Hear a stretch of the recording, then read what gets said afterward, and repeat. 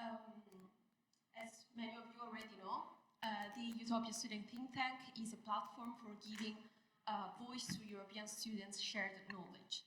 We aim to empower students from Bachelor to PhDs by publishing their research and organizing student-led events in a collaborative, diverse, and inclusive environment.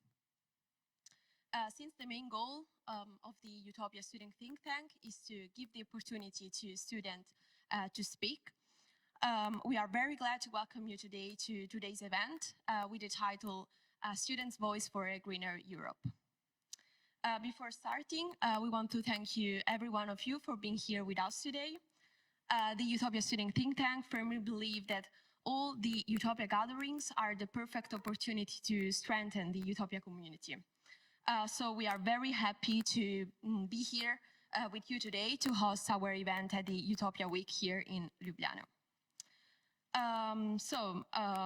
Before starting, we also want to thank the organization because all of this could have not been possible without all the people that helped to organize the event. So thank you also very much for that. And yeah, without any further delay, I think that our event can get started. And yeah, so welcome to Silvia. Silvia is pursuing a major at Nova University in Sociology and Political Science, and she is as well EUSTT representative for Nova University. So welcome, Silvia, the floor is yours. Thank you. Good morning, everyone.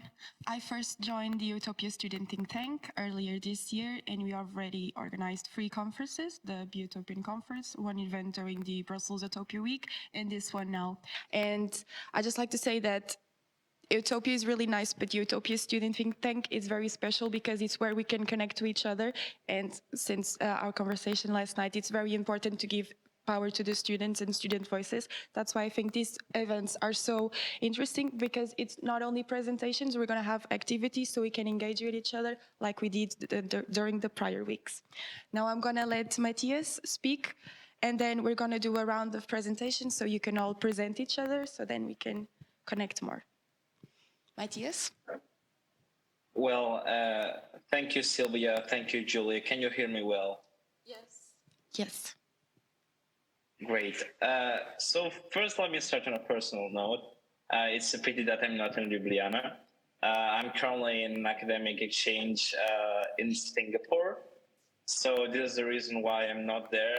I wish I was. Like I've been told, Ljubljana is a beautiful city, very walkable city, very sustainable in that sense, in the sense that the mobility in the urban city center allows for people to move around without the need of, private transportation, such as cars, etc., etc. And we know how important that is.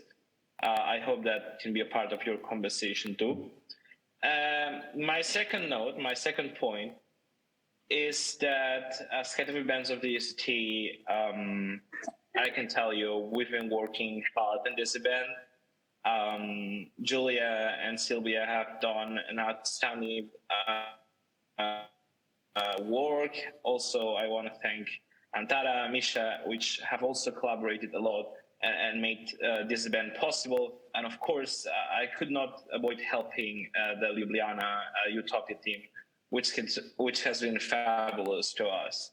So without further ado, thank you for having me here, even if it's online, and I hope you really enjoy the event. Thank you, Matthias, for that. Maybe you want to say also some personal things about you. You are pursuing a global studies major in Barcelona. Yeah. And you're also... I'm a third year student of global studies at EUTOPIA Barcelona. So very nice to meet you. And he's also head of events at the EUTOPIA Student Think Tank. So yeah, thank you very much, Matthias, for all the help. And it was very nice to collaborate with you. And we hope to collaborate also in the future. So yeah. Have fun. Thanks, Matthias. Now we can have a round of presentation so that all of us know who we are and where we are studying and what is our role within Utopia. I guess I'm the first one. My name is Carlota. I'm from the UPF, and I also study global studies. I'm in my third year, and currently I'm actually based in Brussels because I'm doing an Erasmus at the VUB. So I'm double Utopia now, and yeah, in Utopia I have participated in many conferences and hackathons, but now I am the Student Career Ambassador from Barcelona. And yeah, nice to meet you all. Hi, nice to meet you. My name is Lydia and I'm from Barcelona. I'm currently a second-year student of the double bachelor's degree in translation, interpreting, and applied languages. And my role in Utopia, well, I've done different activities. I've done the teamwork during the summer, which brought me to Brussels. I also received the year's bursary, which made me do a project in Gothenburg. And now in the Student Think Tank, my role is more of a secondary role. I'm a language expert, which means that I read all the articles and I proofread them, correct the syntax, the style, and that. So there's that. Thank you. Hi, my name is Paul. I'm from UPF, Barcelona as well, and I am studying journalism and political science. I am currently in my second year, and I am involved in Utopia through the Utopian Student Think Tank as a student representative and helping out international officers. So I kind of coordinate things that goes with the line of students and the whole organization of the EUSTT. So, thank you. Hello, I'm Diana. I'm a bachelor student studying psychology in Romania at Babeș-Bolyai University. I'm a delegate of Babeș-Bolyai University, but I'm new to Utopia and think tanks, so I look forward to discovering what it's all about, and I look forward to collaborating with you. I'm very excited to be here. Hi everyone, my name is Daciana, and like my colleague before, I'm from UBB Cluj-Napoca, Romania. I'm a master's student. I study foreign policy and management crisis, and my role within Utopia is I'm the permanent delegate, student delegate of our university in the Student Council of Utopia. So I look forward to a nice collaboration. Thank you. Thank you. Hi, my name is Carmen. I'm a PhD student in Brussels, and I'm the PhD student representative in the management board of Utopia Train, which is the research project. Hi, my name is Ion. I'm a University of Ljubljana student, so I'm from here. I'm a second year, second time biology student. And this is actually my first time participating in any Utopia event. So Monday and Tuesday were my first conferences, and I look forward to discovering how this all works and to collaborating with you. And I also noticed that there are not many University of Ljubljana students, or at least not from my faculty, so I think there needs to be some work done in this area. Hi, I am Serenia from CY Sergi Paris University. I'm a second-year student in double degree architecture and civil engineering. And this is also, I also recently joined Utopia by participating in Utopia Teamwork this summer. And now I guess I am here. Hello, my name is Emily Marcianos. I'm from University of Gothenburg. I currently study a bachelor's in system sciences. And my part of the Utopia project is the World Package 5. Hello everyone, my name is Taslima. I'm also from the University of Gothenburg. I study a master in symphonic orchestra performance. At my university, I'm the vice chairperson of the Student Union of the Faculty of Arts. And here I am in the Student Council. Hello, my name is Malin Hjort and I'm also from the University of Gothenburg in Sweden. I have a bachelor's degree in social work and now I'm doing my master's in public administration. And I've also been a part of the focus groups for Work Package 5 about inclusion.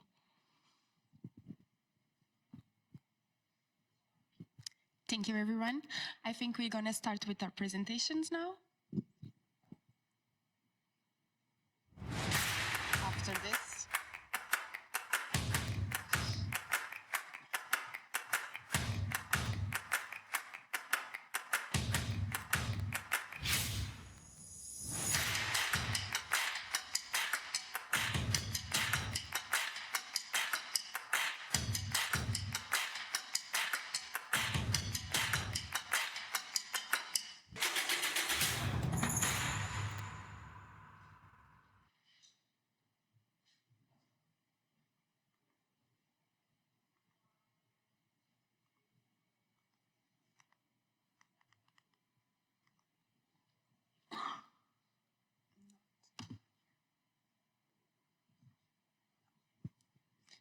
And now, without further ado, I'd like to introduce you to Misha Glishist. She's 28 years old and she's in her 4th year of PhD in German Studies here at the University of Ljubljana. Thank you very much, Sylvia. I just love to attend conferences and I'm so happy to speak here. One more time, my name is Misha. I'm focusing in my PhD on cultural hybridity in modern German literature, but also in the importance of cultural diversity in everyday life. So today I will speak about the Green Deal, with Green Deal to life quality. And of course, in the picture we see only nice cities in Europe. I'm sure that you can recognize a few of them. Let's start with the first slide. So what is the European Green Deal? As you can see, it in fact the Climate Pact and Climate Law. Europe wants to invest in smarter, more sustainable transport, striving for greener industry, of course eliminating pollution, ensuring a just transition for all, this is important, and financing green projects. We need to make our homes more energy efficient, and we want to make the whole world greener. Of course, to protect nature and to promote clean energy. And here also a quote from the European Commission: the European Green Deal is one of the key components of the European Union's growth strategy and the path to a green, robust and durable recovery from the health pandemic and its economic impact. So we believe in a green future. Yes, the next one, please. So how it all started, of course, with the Paris Agreement on climate change. So in 2016, all member states, including Slovenia, signed the EU Climate Change Action Plan, agreeing to make the EU the first climate neutral economy in society by 2050. And of course, not just Europe, we should actually expand the green energy globally. And what actually we want to do with the Paris Agreement, so to fight the climate change, to adapt green resources, and of course also to minimize the world temperature by 2 degrees. Okay. So under the agreement, the EU submitted its long-term emissions reduction strategy and updated climate plans before the end of 2020, committing to reduce emissions by at least 55% by 2030. And here also an interesting fact: as a Germanist, of course, I need to speak a little about the German-speaking area, that Germany is the pioneer regarding energy transition, and that a lot of countries already adopted the German strategy for this.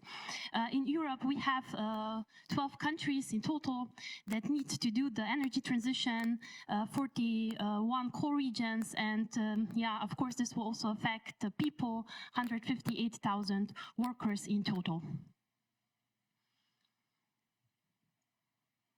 So cohesion policy in the European Green Deal. So the clean energy transition is a source of opportunities for the EU. So it's not just to close the coal mine and to rearrange the power plants with green energy, but also to make new jobs. Yeah, so Europe wants to create 1 million jobs in the sector across the EU, and this should be jobs with additional value. With the Green Deal, we will be investing in place-based innovation and smart economic transformation, also in technology, and we will assure just transition for all regions. How will the European Commission do this? With so-called just transition mechanism. So these are the funds to support and finance regions that are most exposed to transition challenges in all member states, and for that Europe gives around 17 billion euros. So these are the primary grants for every core region. So here on the left side, you can see a nice picture. So some countries were already successful, they are coal-free, and Slovenia is here. So in Slovenia, we agreed that the coal mining will stop till 2033. Let's see how it works. I really hope for the best, but I think that we're on a good path. As I mentioned before, green energy is not just about the energy resources, but also about the cities, to make cities cleaner, also transport, logistics, and digitalization. We shouldn't forget that we live in a digital age, and this is important. Europe also offers other projects, not just the Just Transition Fund like Horizon Europe, to actually meet climate neutral and smart cities. So what cities and regions are doing now, they are actually combining different funds with European projects. Okay, and here we are with the structural transition in Germany. As we know, Germany is a really big country, so they did this really well. On the federal level, of course, there is the federal government, the Bundestag and the Bundesrat with their commission. They are also cooperating with the state level, so with the state government and the state parliament. And we shouldn't forget that the regions are also an important factor. So what Germany did, I will show you this in the next slide. They have 4 co-regions. Actually, they established a scientific institution in every of these co-regions, and this institution is actually the primary, has the primary function to connect the region with the federal and state level. And of course, only the best scientists work there to be sure that the energy transition will be successful.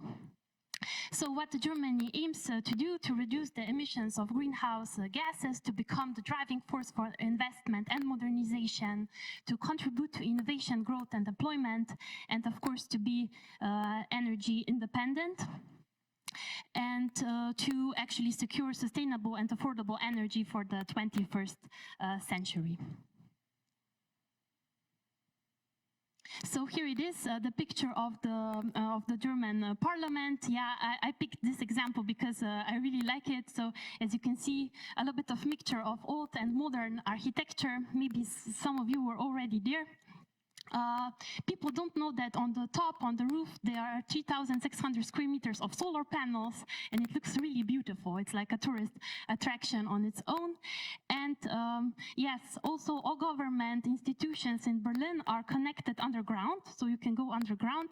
And what is interesting is that in the water, yeah, 300 meters below, they have this biodiesel generation plant, yeah, so they can actually heat and cool water at the same time and store it there. But what I like the most about the Bundestag underground is that when you walk, the door opens itself. Yeah, I don't know if this is energy efficient, but it's really great. So here we are, as I mentioned before, the four coal mine regions. So the most popular is this marked with the number 1, Rhineland mining area. So it's famous because the first coal mine in Germany is there, and it started to operate already in the 19th century. And yes, as I mentioned it before, so Germany got the money from the Just Transition Fund, but also government plays a crucial role. So government and region as a financial support, and of course combining everything, cooperation is needed. And here it is. So this is in this Rhineland area. So this one was one of the most famous coal mines. As you can see, it's an industrial complex. It's really, really big, and it looks a little bit old. But when you look closely, you see that they actually did a great upgrade. So today, it's not a ghost area. People love to go there. It's a tourist attraction. You can spend your birthdays there, New Year's. In summer, they have a swimming pool. In winter, you can go ice skating. It's also a great place to meet business partners internationally. And what is interesting is that people love to go there. So they really made a plus situation. And of course, also tourists come from all over the world, and they actually also are making profit with this. And this is a really good example how actually to make something that seems a little bit negative on the first eye, a really positive and a success. Yeah, so 1 month ago, the German ambassador here in Slovenia, she published an article in the Slovenian newspaper Delo. A lot of people were wondering what Germany will do now regarding the global crisis. But as you can see, the title, Germany is pushing the energy transition further than ever before. It stays a pioneer of the energy transition. They are accelerating the phasing out of fossil energy sources. In 2030, 80% of German gross electricity is expected to come from renewable energy sources. So renewable energy is already 50% in Germany, and what is important is that it's not weakening the energy stability, it's strengthening it.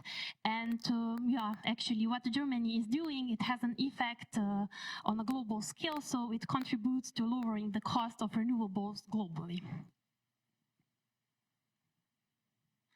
So here just a short overview of activities. As I said before at the start, in 2016 there was the Paris Agreement on climate change, so to assure the first climate neutral economy and society by 2050. In 2020 there was the long-term strategy to of course reduce the emissions. Europe also published a European platform for coal regions in transition. I also come from a coal region here in Slovenia, and my municipality is a part of this European platform. They are getting a great support from the European Commission, with my help, of course. Just joking. And so the EU Just Transition Fund, as you can see, 235 million are available for Slovenia, not just for the region where I live, but also for another region where they don't have an active coal mine.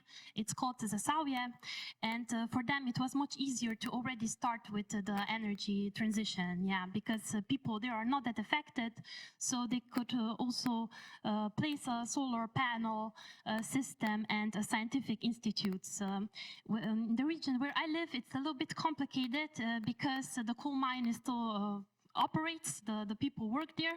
Actually, the more of the half of the population works there.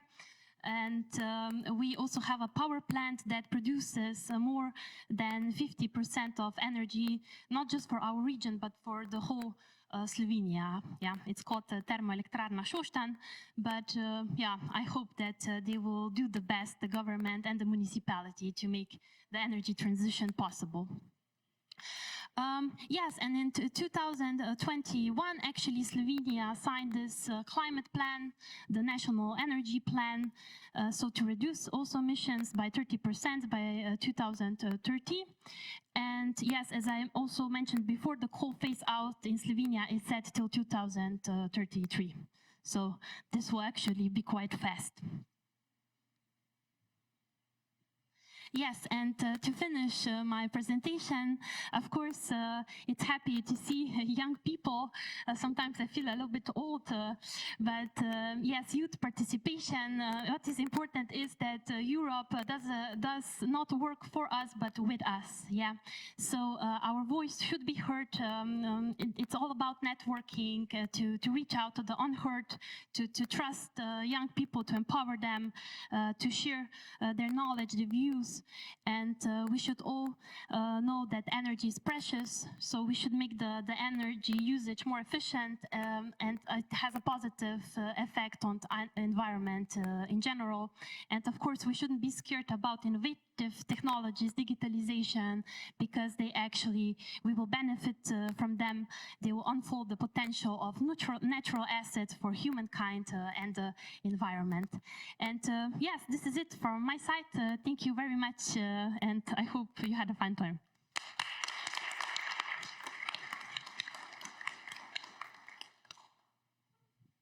I don't know if anyone has any questions for Misha.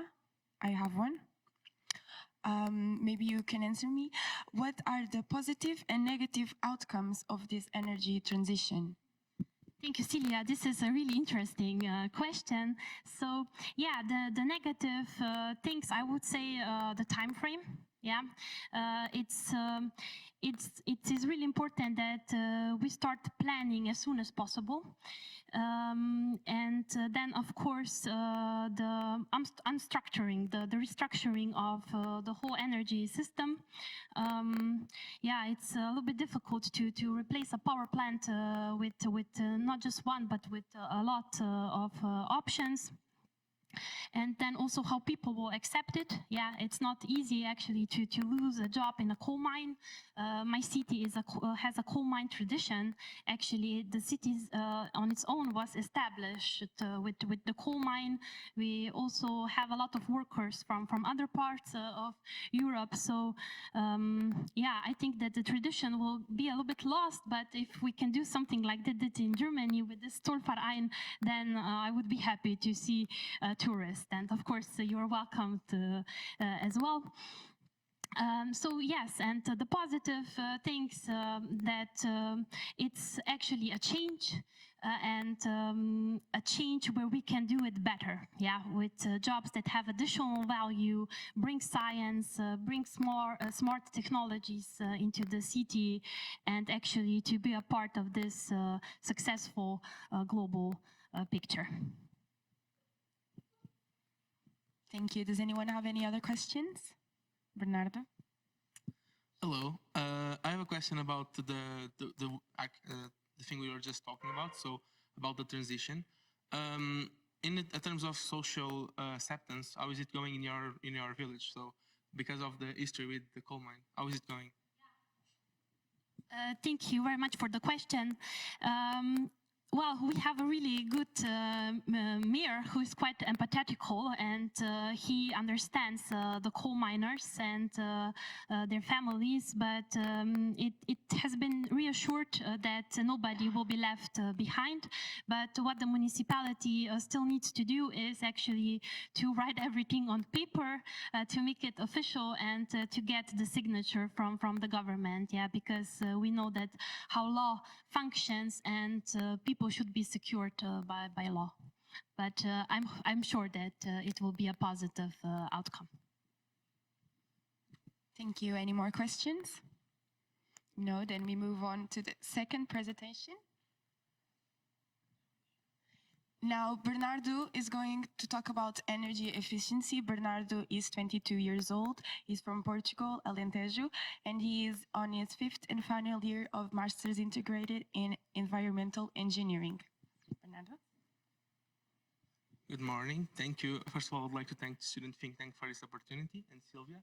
So today I'm going to talk a little bit about energy efficiency. So we're going to start with introduction. So what is energy efficiency, if you could?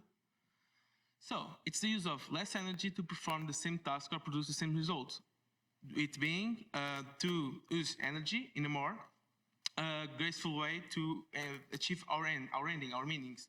What does it do? It reduces our costs of consumer as a person. It improves the competitiveness, sorry for my English, of business in our countries and in Europe. It will help combat climate change because it reduces emissions, and it reduces the overall use of energy and wastage. And what does it have to do with Europe? So if you could, in Europe, we can measure it by two big sizes. We can first of all, it's important to know where we waste our energy, because you can see in this graphic, the main wastes of energy is in households, common households like your house and everything that's associated with it, and transportation. And this allows us to see where we waste energy. And this is very important for what? So we can measure and see where we need to improve efficiency. The second important part is we're going to talk about economies. So different countries have different uses of energy and different populations. So we need to measure it in a way. How do we do it? We do it by using the energy intensity of the economy. And what is that? It's basically normalization of energy used and energy utilized in a productive way in our economy. For example, as we can see, there are several different economies and different types of economies in Europe. And as Misha said, Germany is a little bit of an odd one out because it's a very strong industrial powerhouse, but there's a low energy intensity of the economy. What does that mean? It means that it uses energy very well and it's very efficient in using it.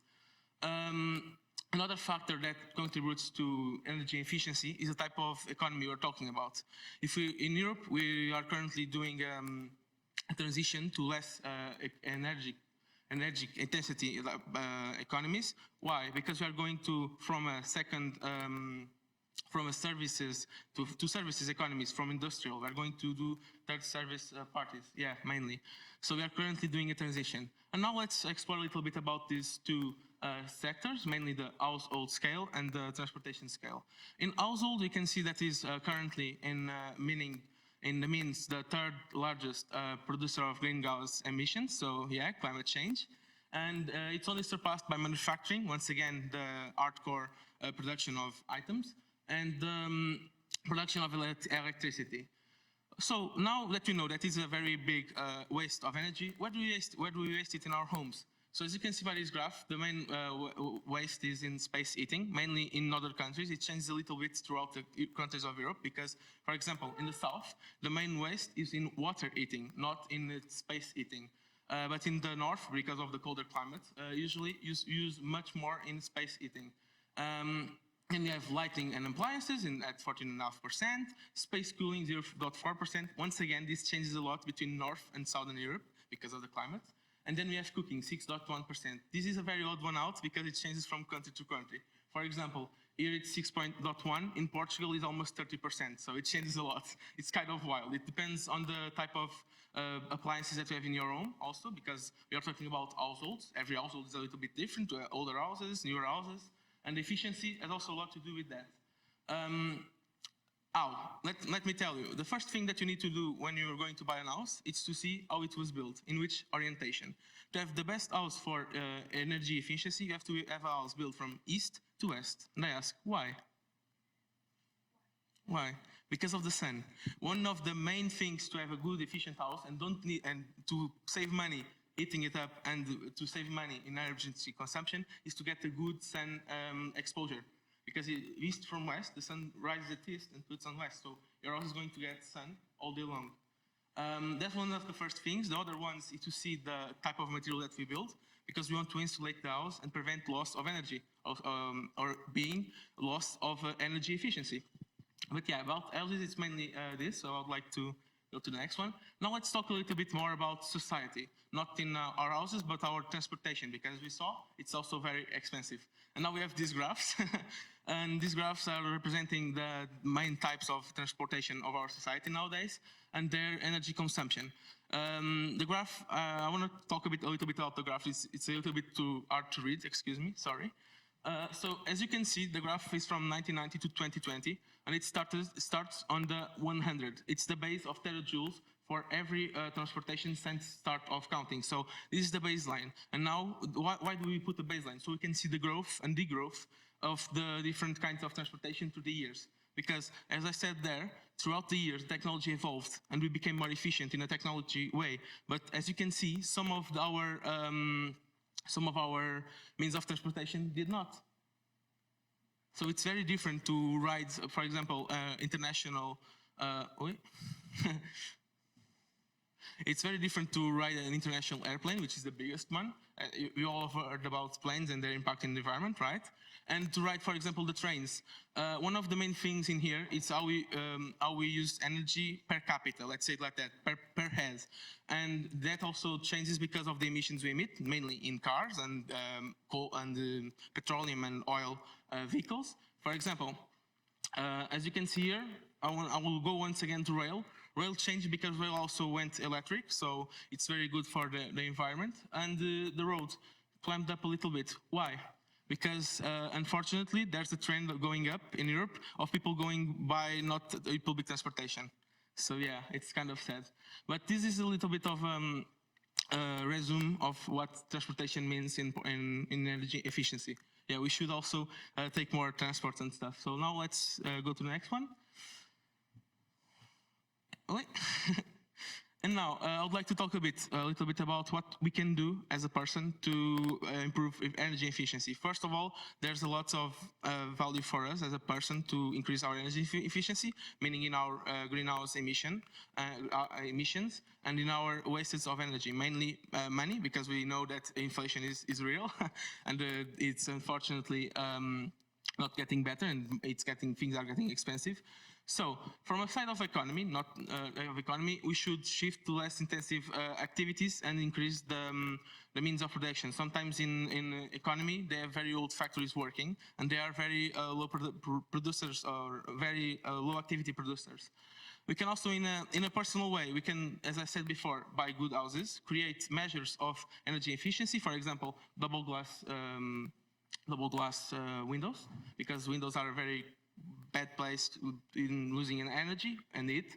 We can also increase our use of public transport and try to not to use car alone, do carpooling and do several measures to improve our house, and you'll see that your bills will lower down. And finally, as a social group, what should we do?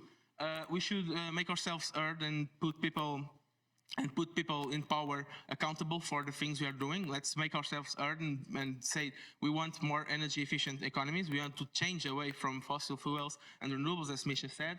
And we should also increase and request more public transportation, because if you have a public transportation that's efficient, people will use it. Okay, thank you.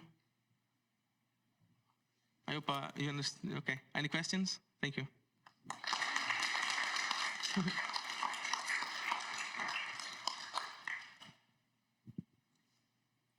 Thank you so much, Bernardo. We're going to do a 30-minute break, and then we'll come right back in.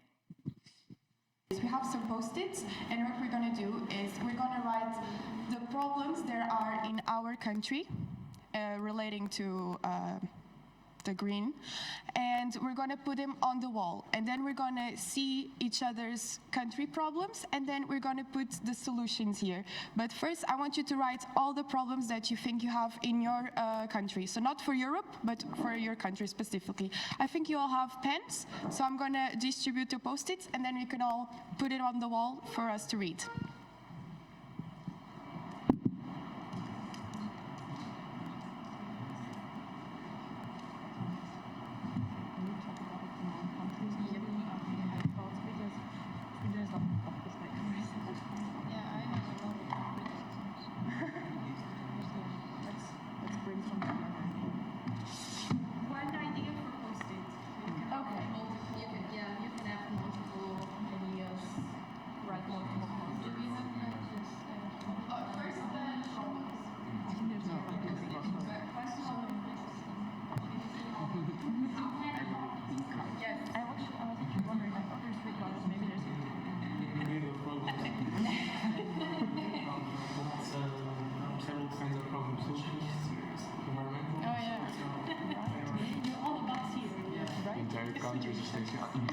No, but if everything is solved, like they would put it up. Problems or I can write it down. Secretary. Yeah. Yes. Misha, I saw your post on yeah, I see yours. I think that we're not focusing on what is polluting. We're focusing on what we can do, but not what the big polluters can do. And I think that we have a lot of hidden emissions, like I said, Netflix. We have a lot of, like, how do you do data parks? Like, energy all the time. So, the attention is not shifted to the mindset. Recording in progress.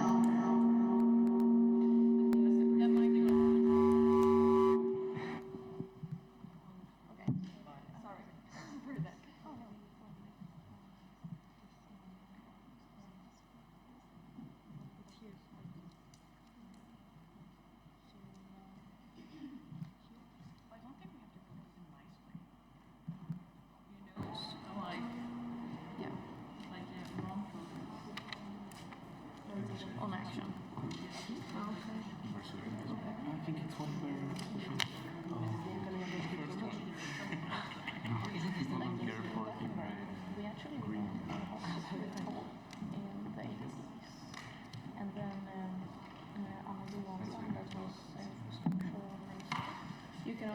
discuss with maybe the people which come from your country. So maybe we can discuss the problems and see like if they are similar, if they are different, and if you like discussing, you may come up with other ideas. It's like it's a moment where we can. Oh my god.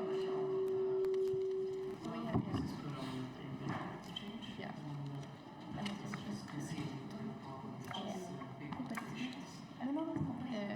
Corpse versus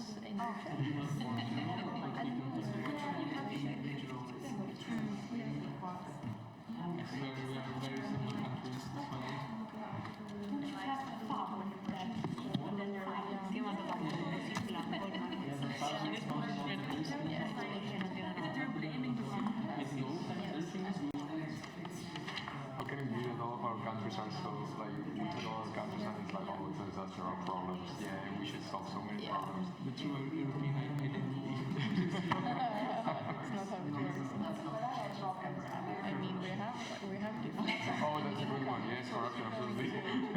Opt for the cheaper part when people have a hard time buying food. You're not going to buy a bamboo brush. Actually, like it's not going to happen.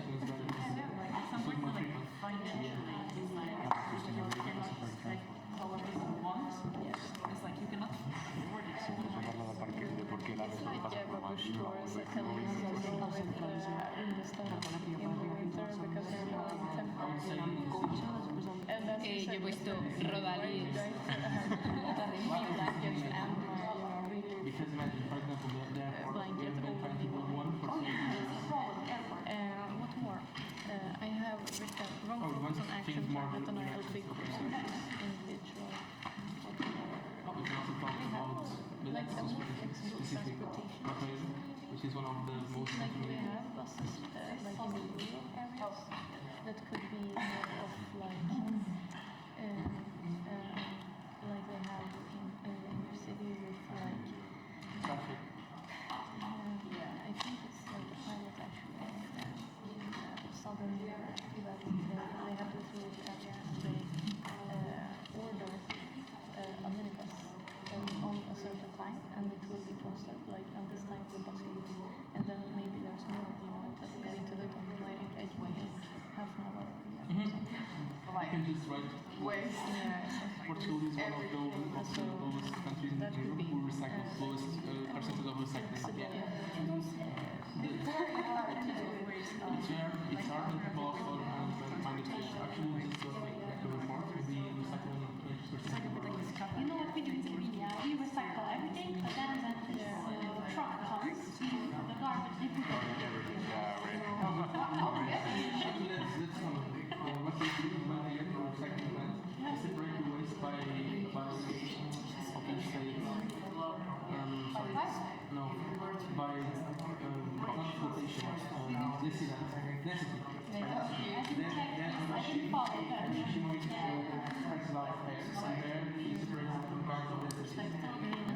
We don't have specific bags like no, where the plastic is.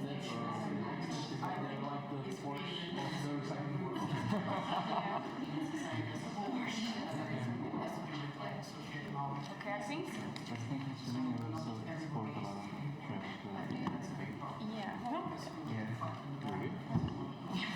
Yeah, I mean they're thinking about How can burning that down? I really like in Ljubljana. I was like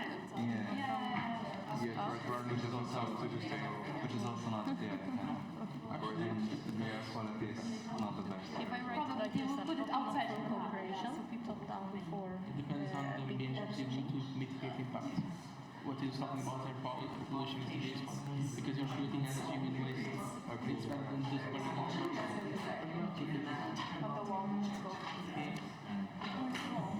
maybe we are on the solution now.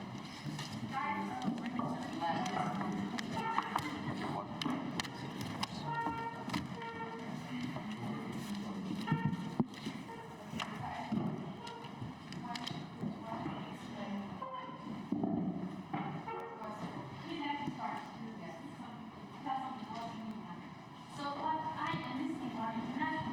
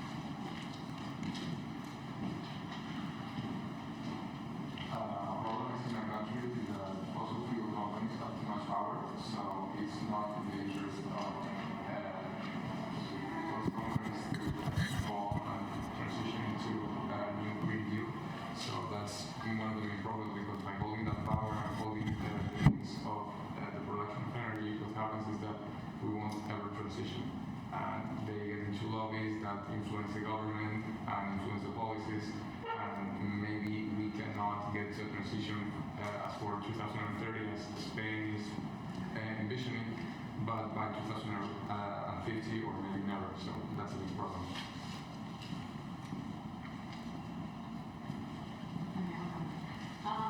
So one of the biggest problems in our city is that the area is high over industrialized and it has little to no green spaces, especially in the city center. In the summer you can feel the heat way more than in the other areas of the city because it doesn't have green areas in the city center where most people and most traffic is, so that's a very big issue. I think I would add this because I'm from Romania too. So I thought of this as on this exercise more as some barriers that come in the way of sustainability in Romania. And the first is the huge poverty gap. Like people have to think firstly about securing other urgent needs and can think about promoting sustainability when they have to think about what they will eat like in a couple of days, which enables some bad habits that are very hard to change if we don't have the resources available to them.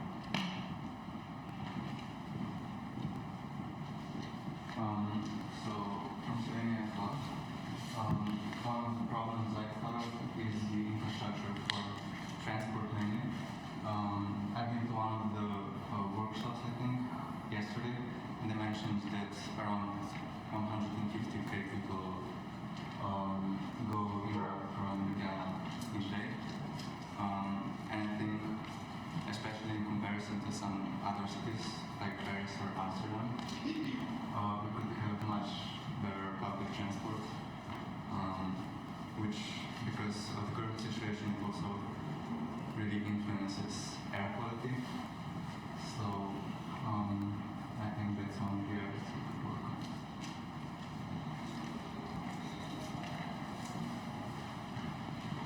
From Portugal as well.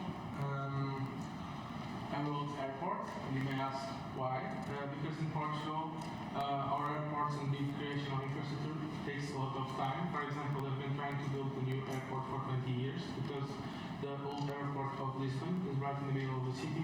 It's one of the few in Europe, and it creates lots of problems from health problems, since heart attacks and mental illness, to listening problems, and it changes the quality of life and degrades in Portugal.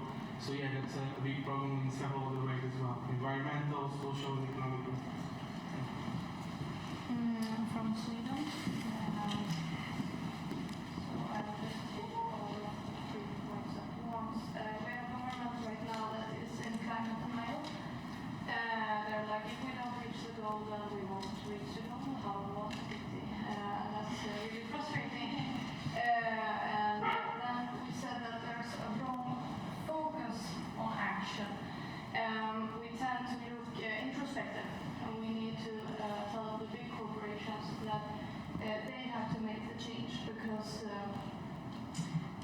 we have this big corps versus the individual. Then we talked about, because I am from the IT field, Netflix and browsing. That is a lot of that is a big silent polluter. We need to talk about the recreation our generation has as well and make that sustainable too. We cannot just look on what we see. We have to think beyond it. What happens in World Web 3, for instance. So yeah.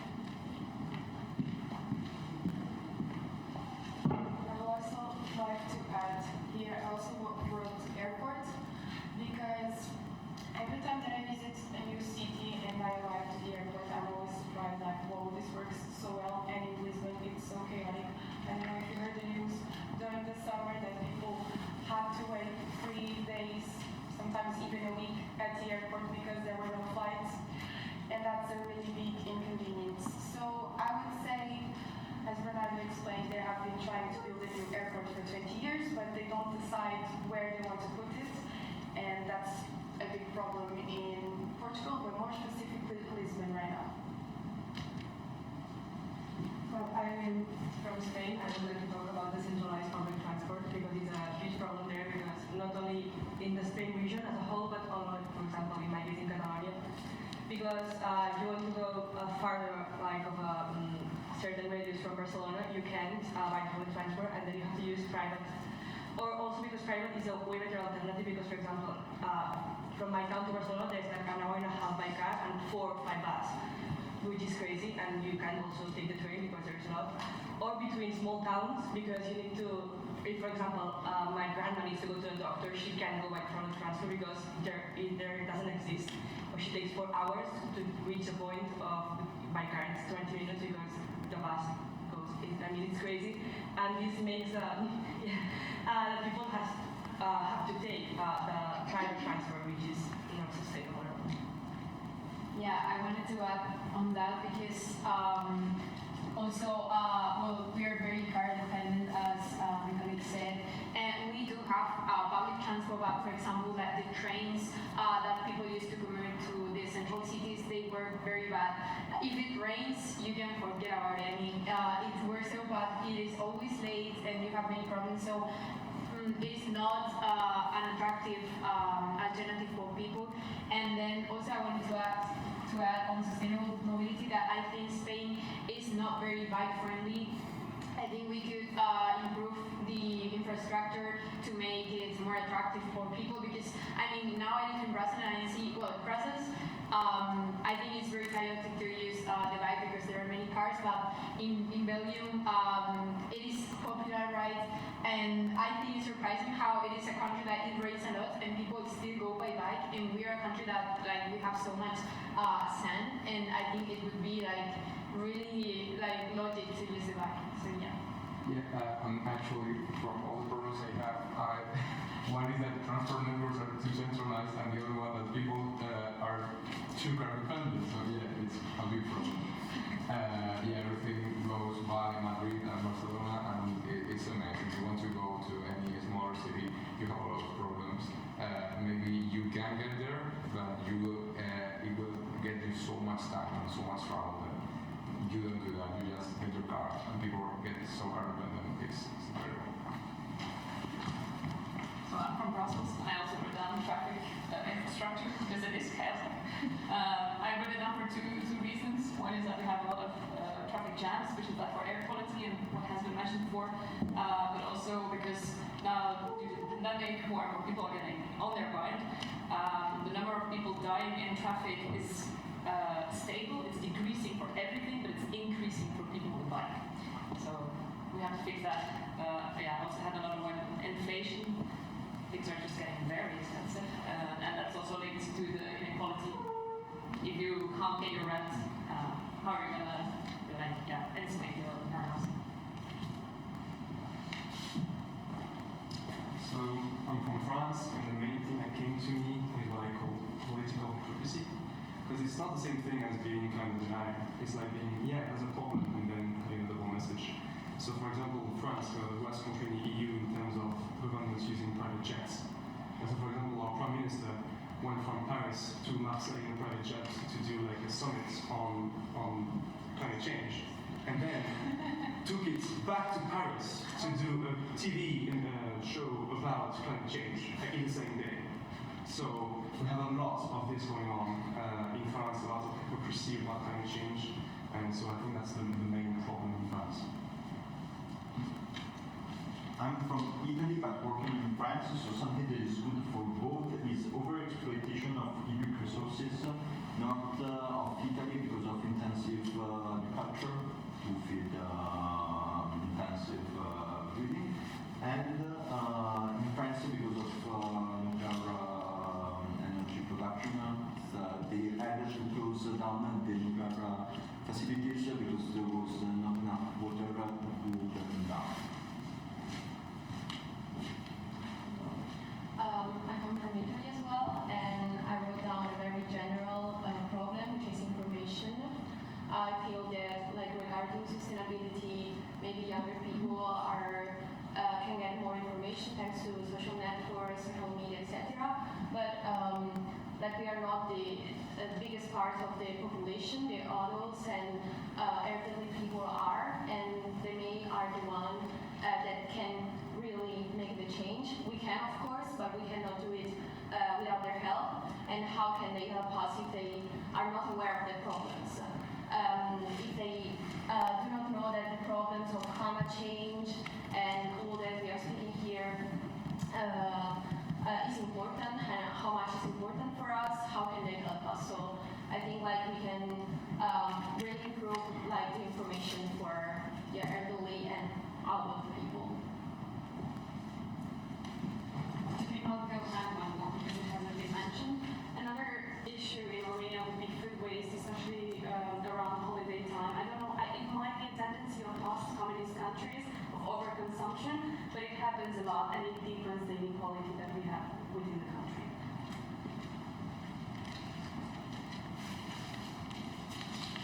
And now I'm living in Brussels and I'm doing my dissertation about sustainable mobility and logistics. I read that Brussels is the most congested city in the world, even like more than New York.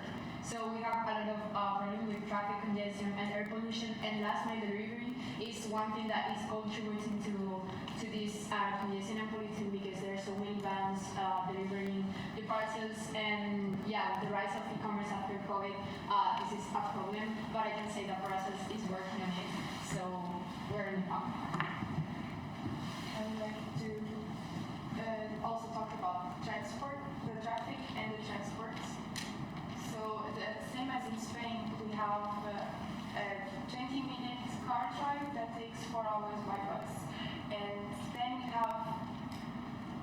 we have differences between our countries. So in Lisbon, all the transports are concentrated. We have subway, buses, train, boat, everything. But then if you go a little bit further in another city, you only have 1 bus every 2 hours.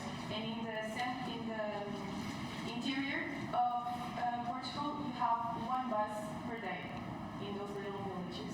So I would also like to add that I feel like it's 2 countries in one. There's the literal side, and then there's the interior.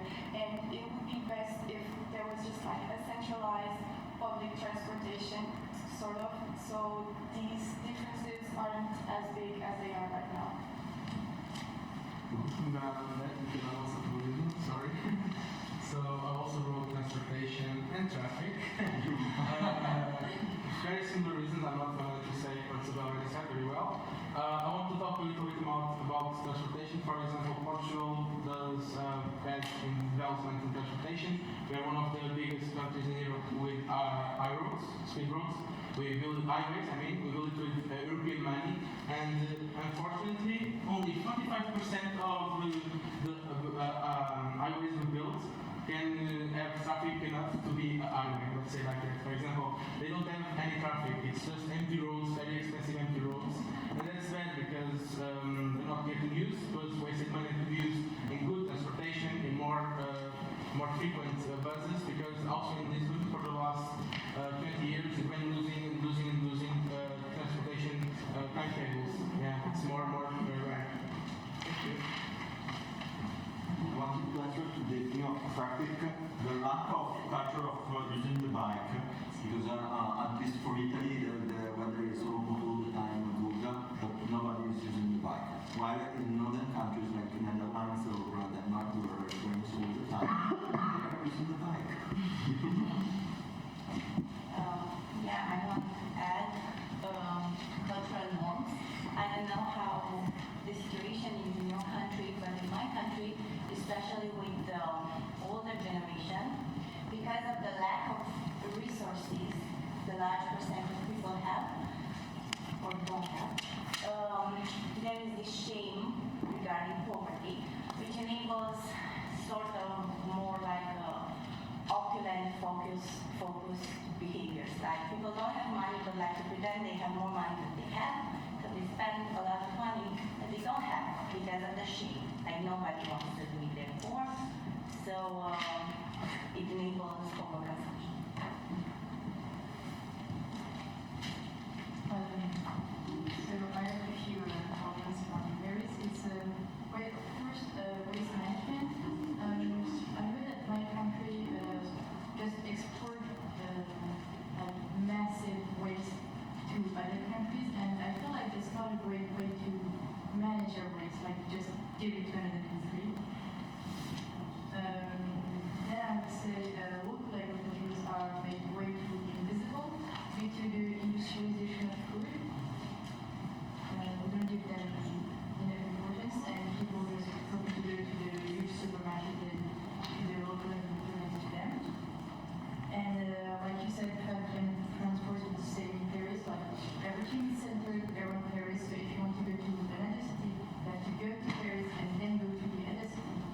just takes too much time, so people rather go in their car. And through the sensibilization and information that is shared to people, and like they're like, okay, there is environmental issues, but they don't know how they could help with it and what's their impact with it, and maybe we should like give them more information.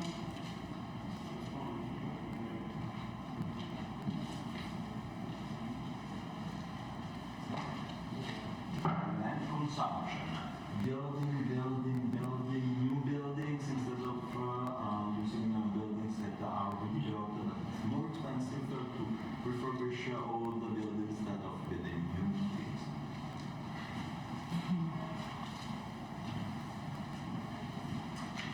So I'd like to add corruption and disbelief in voting. These two go hand in hand and sorry, disbelief in voting.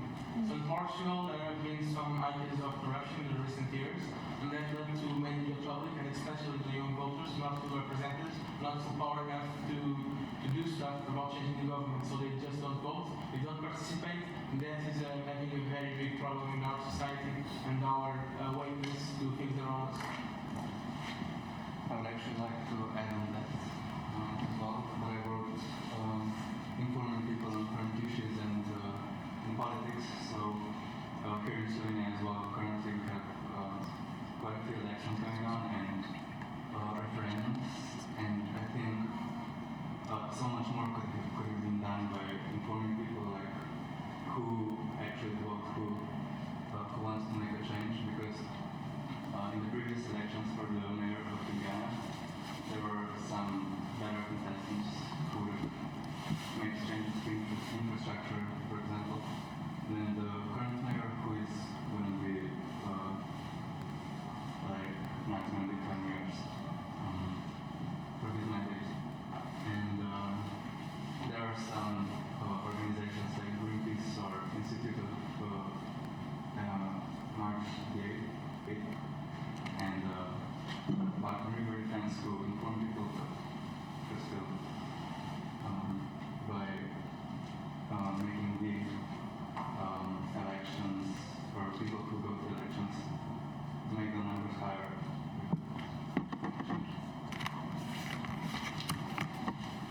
I wanted to add fast fashion in general. I mean, I'm from Sweden, so that's the country of H&M and all that kind of things. And it's like, when you see that some shops can produce like a new season of clothes like every other week, I think it's crazy, and I feel like it's our role of the new generation to like be a bit more self-critical and notice that if this happens, it's because there's a problem behind it. It's not normal. Like, and things like if those clothes are so cheap, which is fantastic if you're a student, you like them, like clothes are very cheap. I'm just like, under which conditions, and do we really, if we really agree with this? Sorry.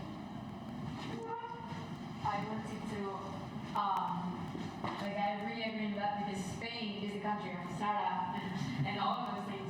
So yeah, I think responsible consumption is really a problem. Also in terms of plastic, I think we can all follow this zero waste tendency that is really take a critical approach on what are your daily actions and try to reduce your plastic use, and also on land consumption, I think we also have to improve our circular economy and how can we build, like how can we take advantage of buildings that are abandoned and how can we build them in a circular way, also that over the years they can be reused for another purpose.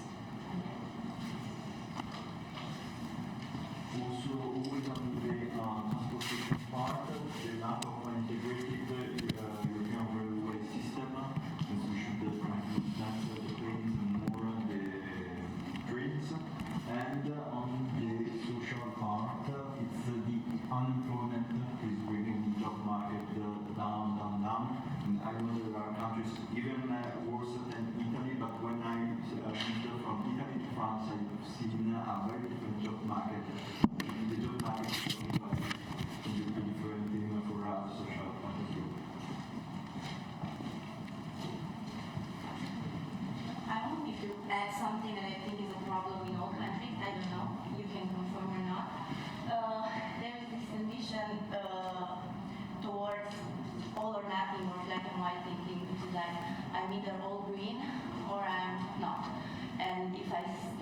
being more sustainable. As an individual, I have to follow all these rules and become like, start to have this identity, which tends to go south really fast because I don't know, you set up your hopes maybe too high for the next month, and you see that you can do it very well, so you drop it altogether because it is conditioned to go in extremes. And I think we should. No, it's not this topic of conversation. Well, I wanted to mention that at least in Spain, green alternatives are expensive. And my dad, for example, I'm thinking about solar panels because I know some people that have solar panels in their houses, but it's a big inversion. It's like thousands of dollars, and not everyone can afford. And the government does not offer a lot of help. And of course, it's an inversion that you'll end up, getting the money back. But we should be able to make it more accessible for people because it's we have a lot of science in Spain, and it's crazy that people don't use the opportunity because they can't afford to pay the money for the inversion, and the government doesn't help at least at all. That's pretty much. Yeah, we didn't show our ideas, but it's incredible how they're all the same. Like, people don't care for reimbursement. We have so much science, she said, so much wind, so much opportunities to produce energy for almost half of Europe, and we're not doing it. Maybe because of fossil fuel companies, maybe because people don't care enough, maybe because, I don't know, the policies aren't going that way, they're going another way. And the parties that are striving for that kind of policies are not making it. So it's all like stealth and has its own costs, and it's a shame really.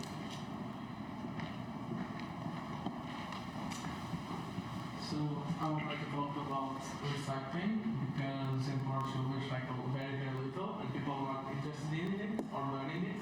And when they recycle, sometimes they don't recycle it in the correct way, so it's like wasting even more.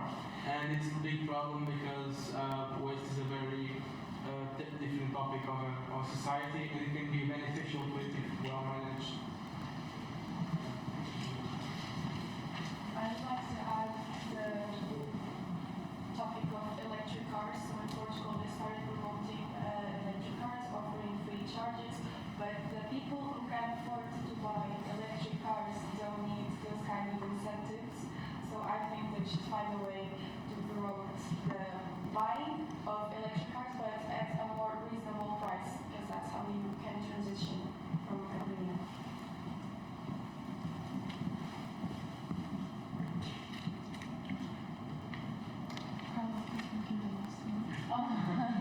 Sorry, well, mine is just, I think we should, like as in the panel discussion yesterday, let us talk about higher education and sustainability. I think we all come from different backgrounds, but we can all like give something to this topic, and I think this should be integrated in our degrees and masters, and also energy efficiency. I mean, I don't have much to comment about that. Yeah. Okay, so I think we're done with the problems. As you can see, we have a lot. Now we're going to write some solutions, and the goal is to have more solutions than more problems. So we can, discuss with each other to get more ideas. But yeah, this wall needs to be fuller than this one. So let's work.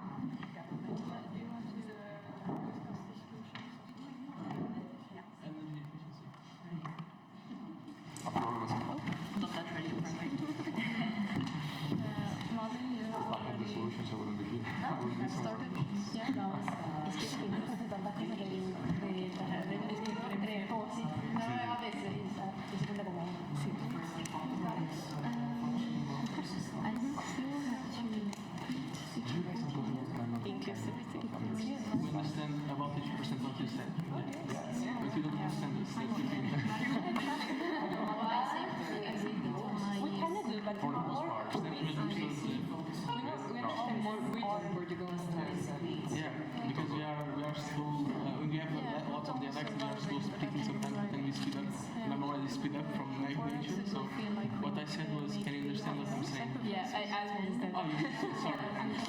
Yeah, because we have in Spain we have inspired Galicia. They speak Gallego, and it's practically you have like Galicia is Portuguese with Spanish mixed with Portuguese.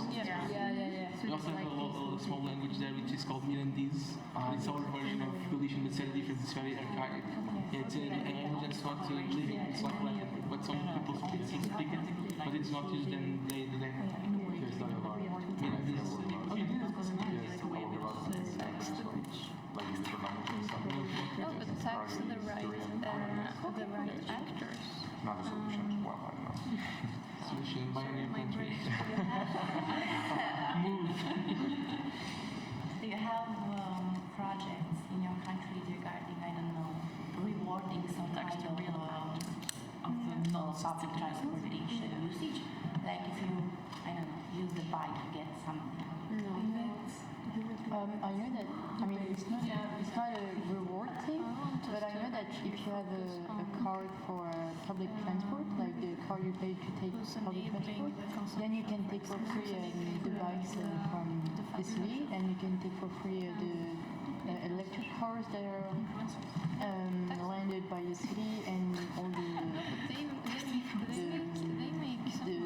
other alternative transport you can take for free if you have the public transport card. Yeah, That's like, kind no, of but I'm just only a person.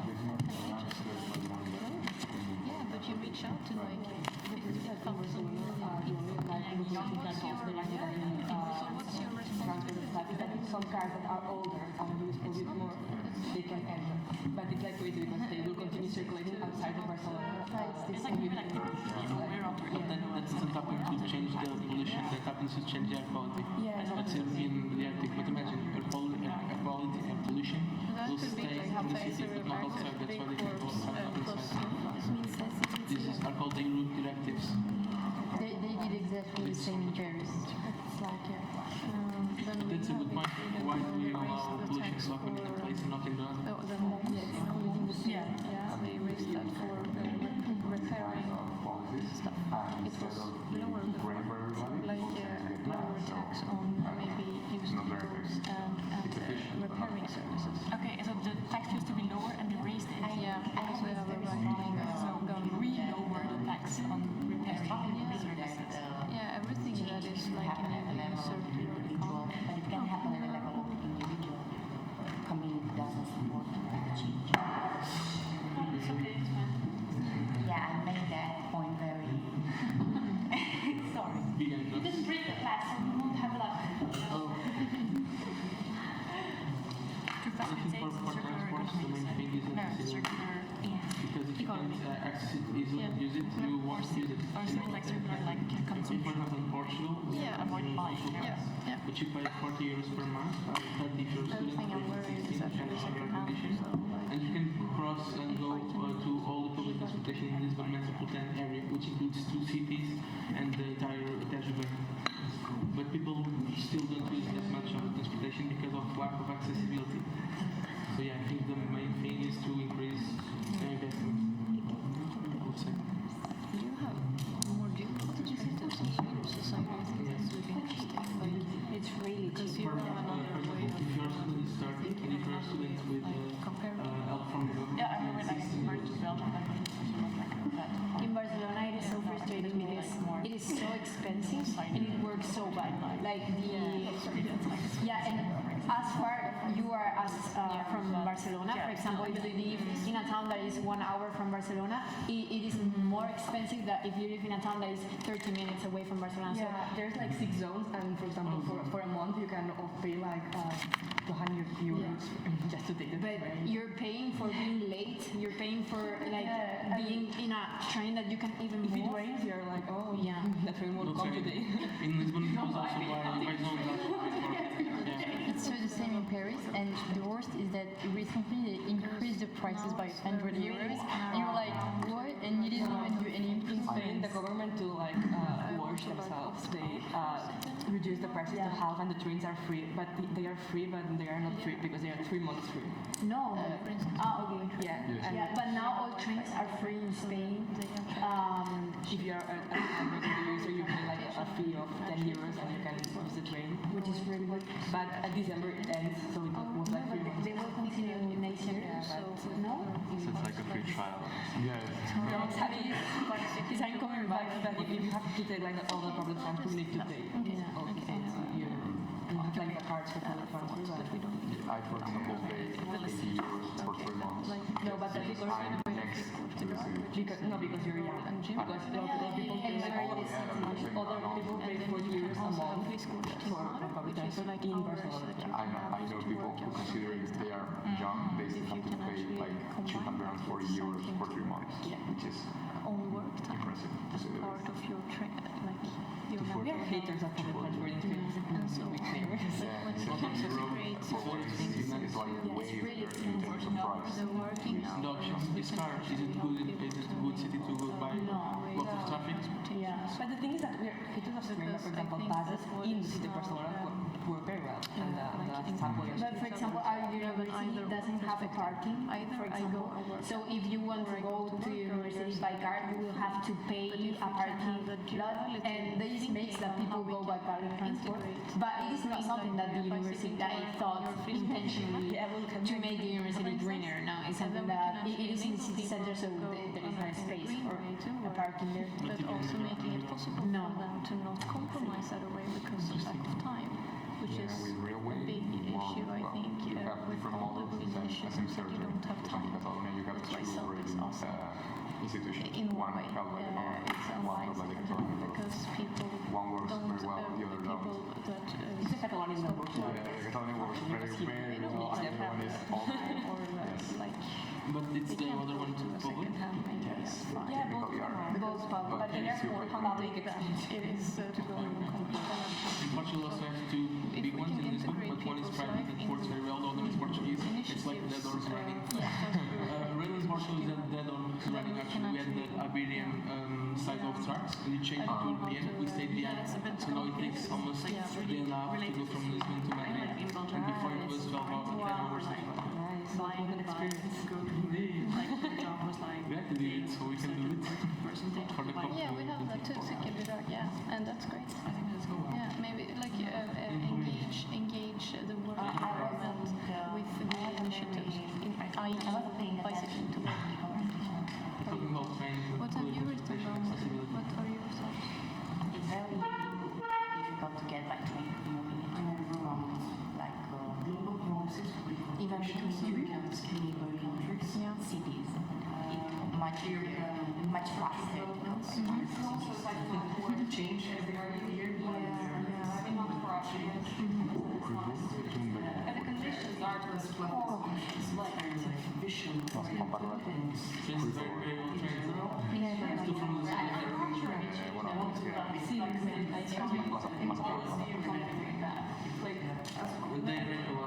Yeah, and everything on the work. Training system.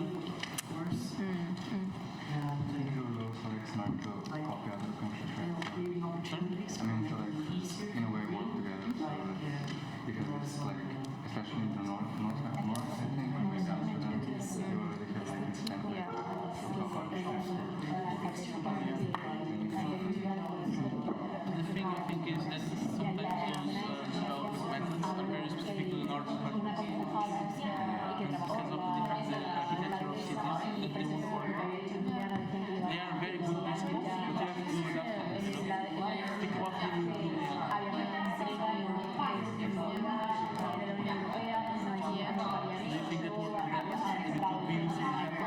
Think about the Sí, como, y yo dije, joder, el ayuntamiento que creo que en Francia este tío, la raja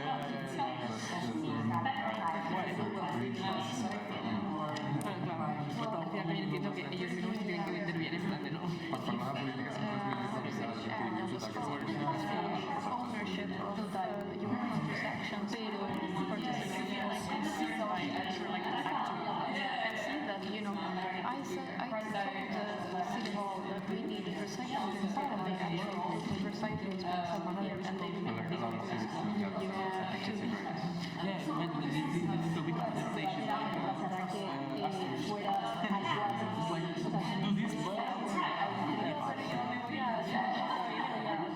Que también va porque I've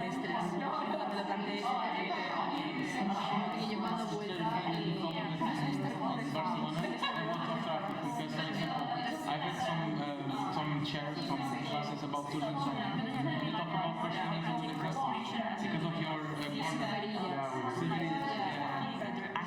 that's like the poster child of Iberian planning. Well, it's kind of a consumption because most people like or don't like that, and that's your all your opinion. They're like society, so like asking people about it. There are people who are against failure, people who are against, almost like. I guess you can talk as you're against, but if you're when I was you don't have a parent or youth up until 30 years. Imagine one of the main principles that you have between lanes of traffic. To like tell the Yeah, it's for everybody, but people, they are too argumentative. It's too hard. I think in Barcelona, I'm sure. I would really like to have the focus groups and 13-year-olds because their world is like my boyfriend's little sister. Her world is so different from my world, and it's not that many years apart. But at the same time, it is so many years apart. And our society is accelerating in every aspect. So, but what they done with superiores is like so like weird because you find it in the middle of the road. There is like 4 big plants and some growing the ceiling in the ground, and that's it's like it could be nicer.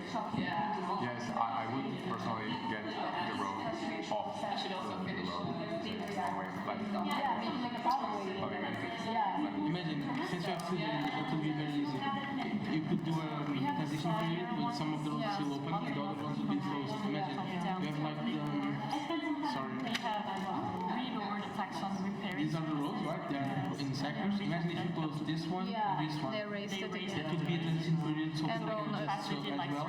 And you could like on second public hand, transportation to rent the car. Imagine if you had like maybe Ljubljana, you part of have a circular bus stop, but mainly it's pedestrian. You could do that very easily because the architecture is there. You have the planning. Why don't you apply it? Money on items. Literally, you are one of the best cities to do that. It's already at the place. It's just tools, the rules like yeah, but that just makes it better because you can try out in some private projects and it doesn't work better. I mean, it could be done in the center, but I mean, for Spaniard standard, it's massive. For European standard, it's mostly in comparison. I mean, or just a bit. Not It's big, but also from Portugal. it's like the metropolitan area is really big. How many people, you know? I don't know. 3.5 million. In Lisbon we have 2 million, so I think that the fiscal Okay, guys, I think we can start with the solutions. So having to stand up and near to this other wall.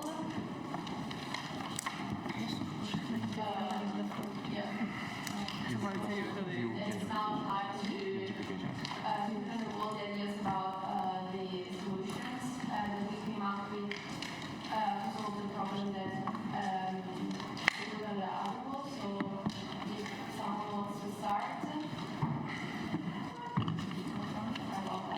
Me? Want to start? I don't. Well, I can.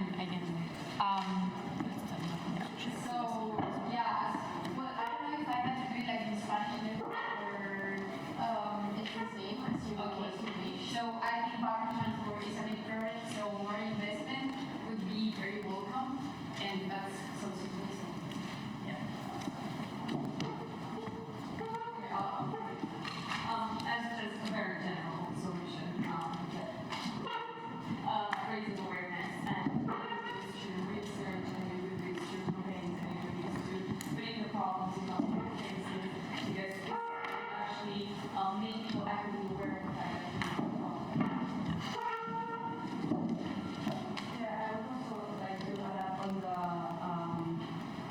transport thing because a part of decentralization,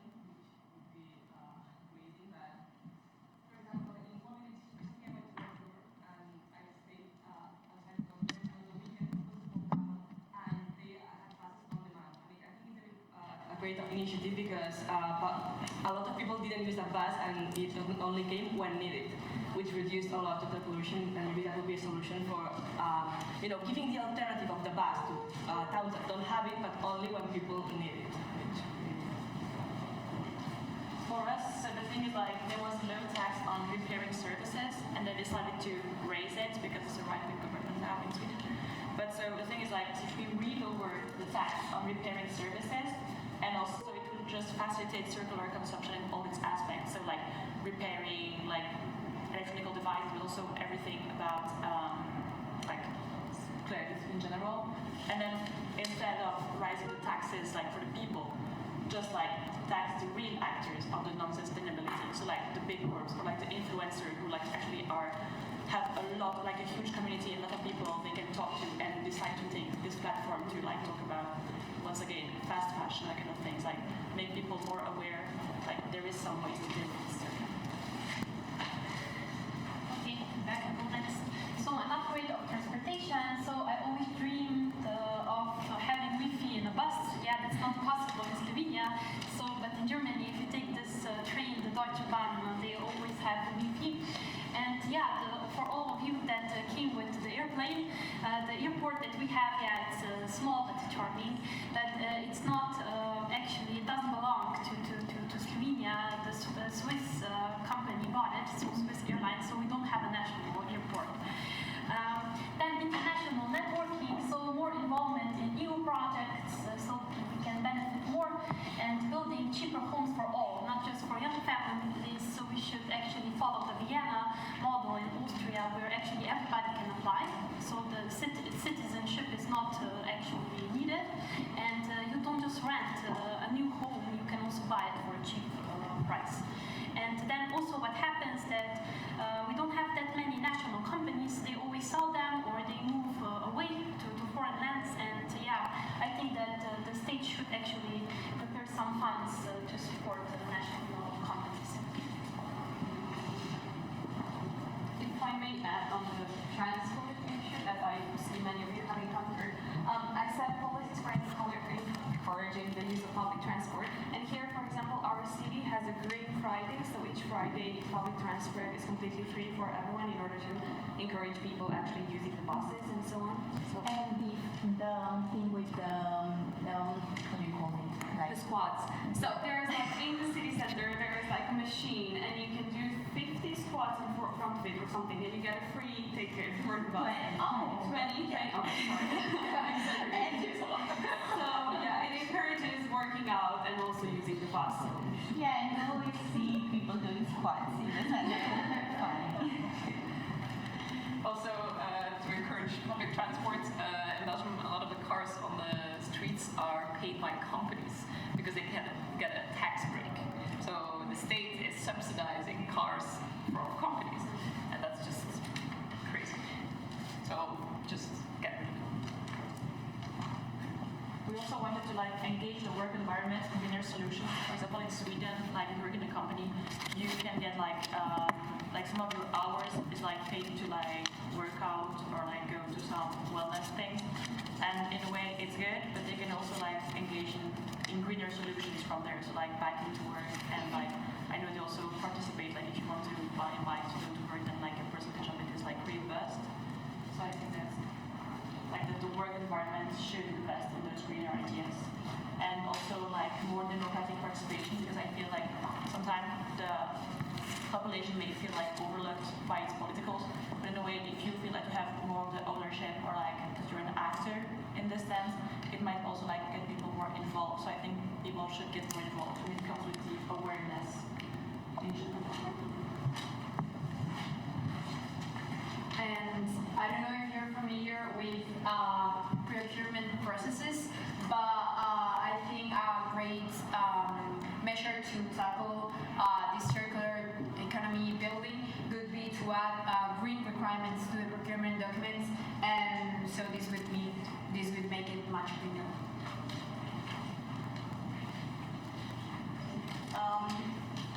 I thought about an individual level solution which starts speaking about it more. I know there is this tendency, I don't know how it is in your But in my country and my city, there is this minority of our generation who constantly boasts about these issues, but the large popularity, the large majority of people see it as I don't know, try hard sort of thing. And I guess it discourages these people to speak about it and post about it. And I think we should observe this impulse that we have to sit back in our place and be quiet and follow the majority, but we shouldn't.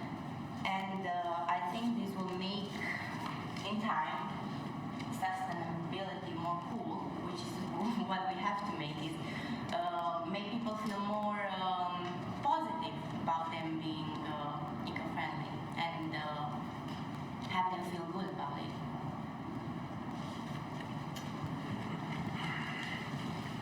So the first solution I'm going to present has to do with waste. I think that we should introduce not only in Portugal but overall in Europe a system that's used in Northern Europe. It's called pay as you throw, so you pay by bag. And that would work because of, in Portugal I can talk that would work because we have a thing similar with plastics, single-use plastics. Before we didn't pay for plastic bags, people started paying and never used them again. So it would be funny to see how it works in waste. I would like to present a possible solution for a problem that I talked about, inflation and housing. I think it would be good to give tax breaks to foreigners who come here and create job opportunities. So that's creating value. So not just tax breaks for the ones that come here to enjoy and not bring value to Portugal and doing the opposite, which is raising the living cost. We should offer some fiscal benefits to people who have the ability to create jobs that empower the Portuguese economy. But just related to this, that at least in Spain we have this thing we call Bachelor firms, because after the 2008 crisis, which Spain was the worst case for building, because we had this huge crisis in which I don't know if it was more than 50% or almost 50% of young people got no jobs, and it was an awful time. And a lot of banks got their rid of households. And still to this day, they have the ownership of those households, and they're still empty. And they speculate with them while we don't have a household to buy because we cannot afford them. So they're going to buy all the households.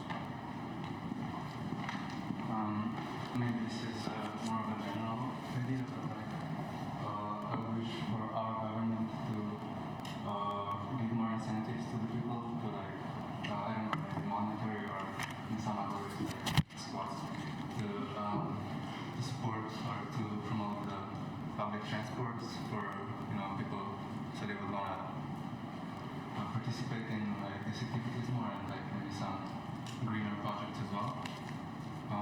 And then to introduce more workshops, let's say, in our school system, like universities, to talk about these issues a bit more, and primary and secondary school as well, and maybe workshops in jobs as well for employers and employees.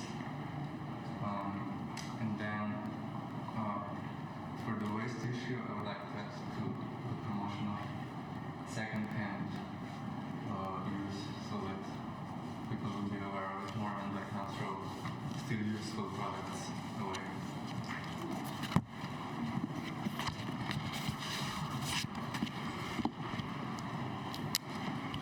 A lot of things has already been said, of course, but I would like to go back to the balance between the three different types of sustainability, because they are so correlated, and I don't think that one can exist without the other.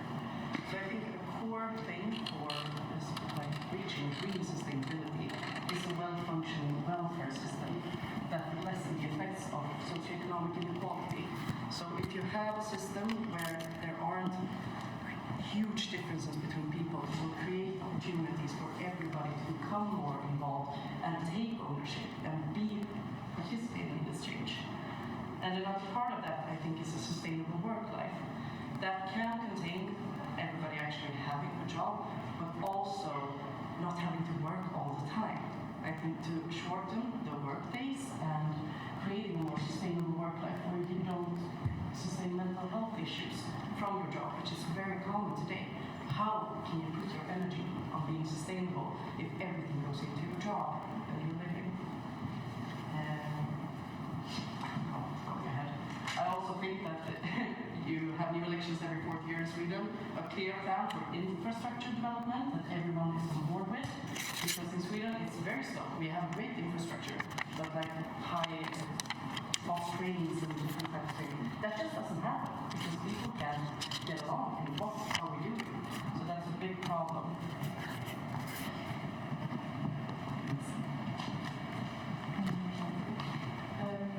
Something that came recently in France is that the new school bill is supposed to be law, and I think it's significant because what they do is that they change the kind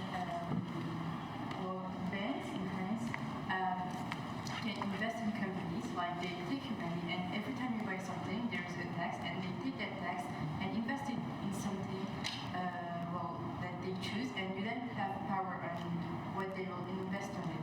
Like for example, there's a really big bank in France, it's called BNP, and they invest in fossil fuels.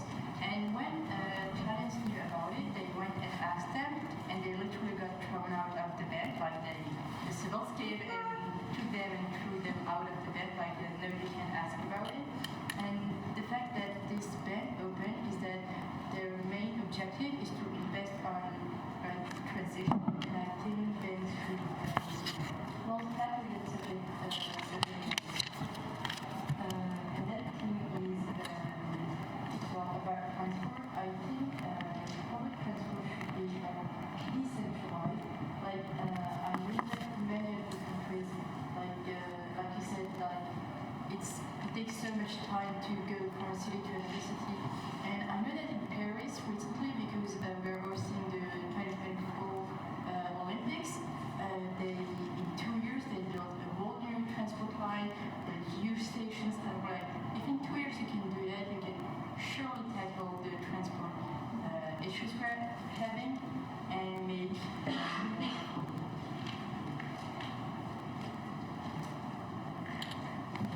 I would also like to what the first thing you said. I think we should hold corporations accountable. Recently, we've been seeing that a lot of companies take a decision and then after the public backlash, they withdraw the decision. And I think we have the power to do that. And that's what we should do. So I would like to talk a little bit about transportation. Mainly my main objective goes into a little bit with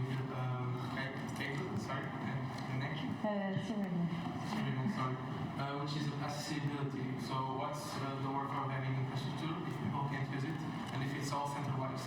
So yeah, I think we should improve, at least in Portugal, increase spending on transport to make it more accessible and more realistic for the users of day-to-day people. Yeah, also in line with what Mr. said, I think we should centralize the network because maybe a centralized institution could make wonders for countries like Portugal, which has a situation which I think somebody said it before, that you need centralization so that everything gets what they need and what they deserve. That's great as an institution. That's for the railways, the network.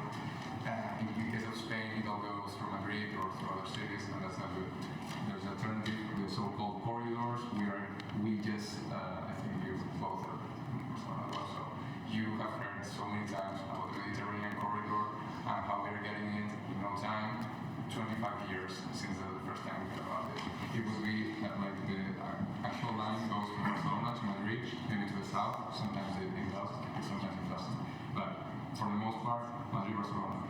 And then for what made the Mediterranean Sea, at least the 50% of the GDP of Spain, and it's not connected, not by an important railway, nor by railway, or at least high speed. So that's really a shame. And the same goes with this other part, which holds almost 20% of the GDP. Together, they're more more than 60%. They are not connected.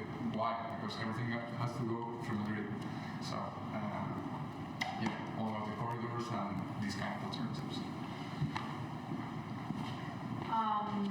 I wanted to comment on, I think we should raise awareness for responsible consumption in terms of, like, I don't know, how does our online shopping affects the environment? What is my carbon footprint when I order something online, if I choose it to be delivered at my home or at a pickup point? I don't know, these type of things. I think if we really know the impact, we could make decisions differently. And then also, I don't know, private and public partnerships, this is really simple. And also, a really stupid idea, I don't know, maybe there could be more information on the delays and cancellation of the trains and stuff that is really simple, but Spain doesn't get it, I don't know. So yeah. Well, I wanted to talk about also residual awareness. But more specifically because it seems like most of the time in campaigns youth is a target and like we know, I mean, focus on other people. Like there are a lot of adults that are not aware that, or that they simply think that, okay, I'll be dead, so it's fine if I include you. So I think that there should be more awareness raised on that, and more campaigns focused on the population as a whole, maybe. And also on companies, but that's a whole different. And I would say that there's also going to be more incentives for green alternatives because I mentioned about solar panels in Spain. And I know that it's hard to get rewards or money on that, but I know that there could be money for that. It's just that people, they don't want to spend it on that, so if we would be able to, I don't know, some political party or something was able to do it, that would be great. Okay, so also regarding the raising awareness, so an issue that's present with most of the problems that you mentioned there, and that helps in preserving the status quo of the issue and not actually finding a solution is ignorance.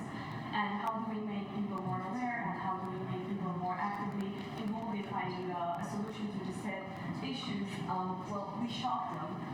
Think about the last time you saw a picture of something that makes you mad. I don't know, child labor or that turtle because of plastic straw or something like that. Anything that makes your blood boil. Well, when you create that feeling of sadness, frustration, anger, that's when people actually act. So that's how I think we should put raising awareness campaigns, shocking people and actively making them aware that there is a problem and that it's quite aggravating at this point. I think that the hindrance for sustainability is that all the actions are compromises. It's always a compromise between people that have very different agendas and interests. And I think that the general thing we need is more clarity and less fluff in solutions, in policies. So it's very clear and very concrete, which makes it more accessible for people.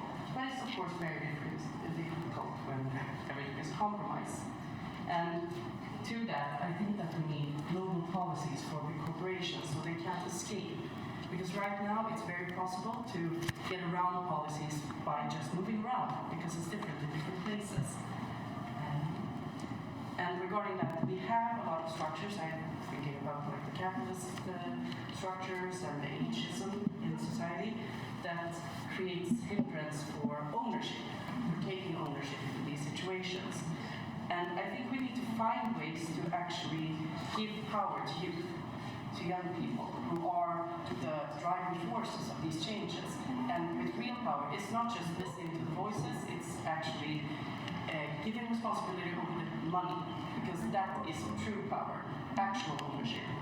And I also think we need to create companies that have a more democratic structure, because the classic hierarchy in capitalist structures, it doesn't work. It doesn't go hand in hand with co-creation, and it doesn't go hand in hand with ownership either. So I think that's a big hindrance.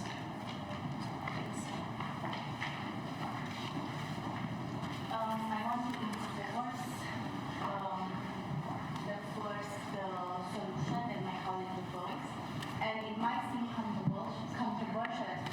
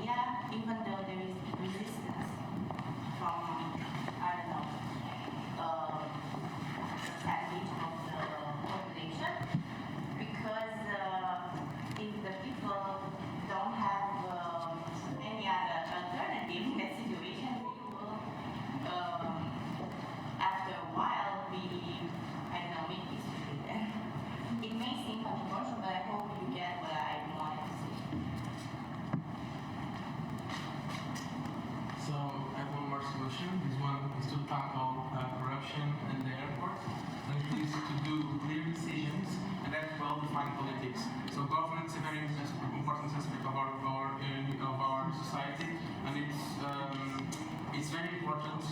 It's very generalized, let's say it like that. So we need good politics to make people also believe in the system and vote for the governance, and to make decisions quick, not to wait 30 years for the airport. So yeah.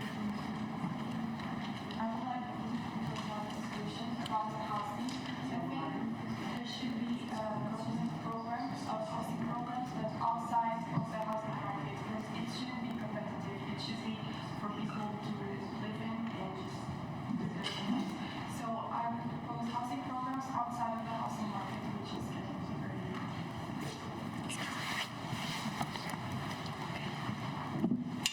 I have a tiny one and maybe two bigger ones. Recycling bins in public spaces. If I had a Coke, I find it so annoying to have to throw it just in a normal trash. I don't know what happens afterwards with the bags, but okay. In Dutch we have a very nice word, which is inbreiding, and it's the opposite of expansion. You have expansions, and then inbreiding is like, I don't know how you would be. Yes, what it is, but it means what.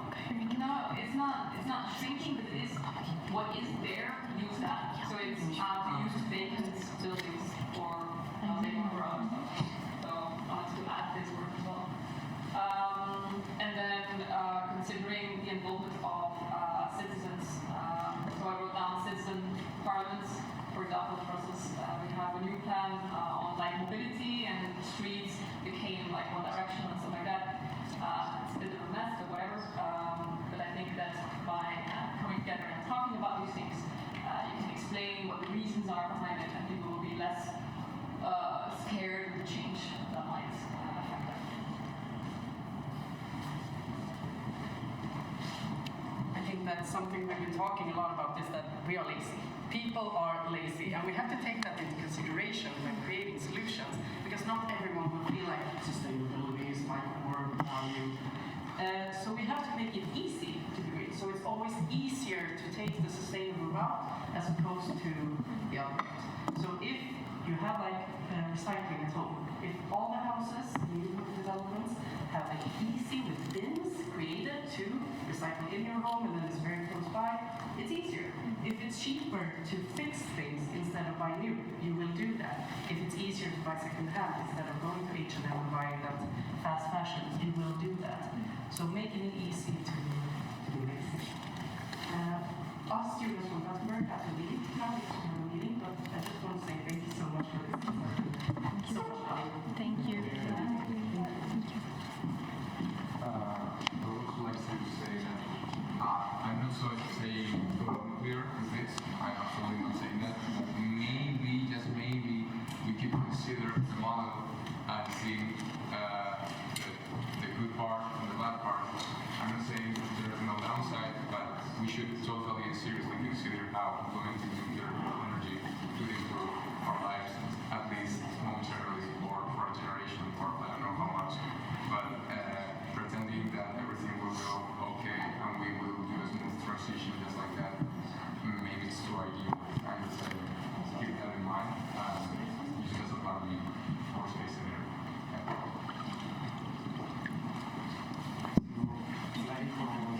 Problems and bring back to political landscape of France, which is a solution. I don't know how we can get to it, but it's to create a culture of political accountability. Because there are some countries where if a scandal gets out, the guy almost immediately just quits. And in France, we don't have that. Like in France, currently, like there are two people who have scandals, and they are in the interior and justice. So the guy in charge of the police and the guy in charge of justice. Like, those are the two who have scandals. But anyway, so these can maybe go through protests, because in France we still don't have this culture of political accountability, and we need it. And one of the main things is to end political and diplomatic immunity. Because right now, member of the governments have immunity, and they cannot get charged with anything as long as they are in the government. So, solution, create a culture of political accountability and put them in front of the judges. few years ago, there was a petition in France to like charge like the president and some members of our government with like putting the earth in danger with their lack of action on climate change. So that's the kind of thing I'm speaking about. So I just arrived now and I'll have to leave in like 5 minutes, but I will still give like my... There was a question that one of the issues that I saw right away was about, I don't know what to give it, but it was about waste management. And I've been working on that subject for the last month, so I don't know a lot yet. But the thing with waste management and what should we do in our countries to regulate that, or it's that it's somehow an international matter.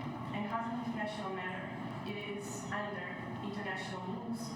And the thing with international rules is that they don't, they only apply if the countries ratify their conventions and treaties, which means that there are countries that simply choose not to because they don't want to get under more strict rules or whatever, and there is no way of, I don't like this word, but like coercion, there's no way to make them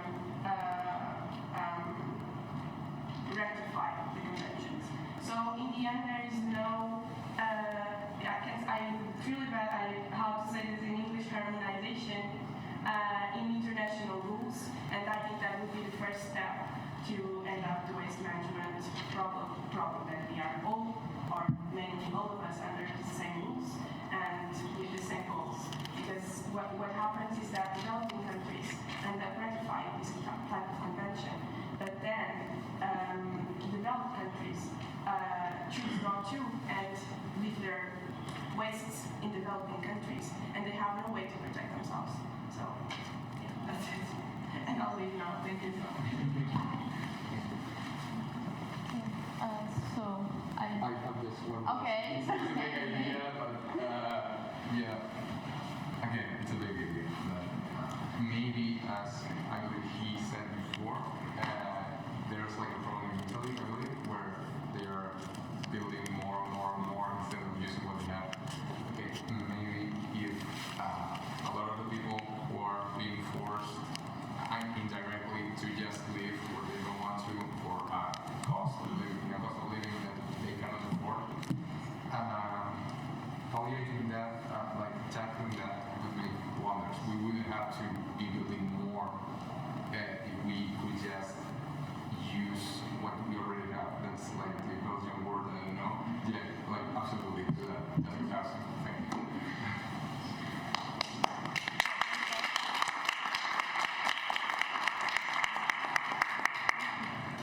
Okay. I think we have a fair amount of solutions.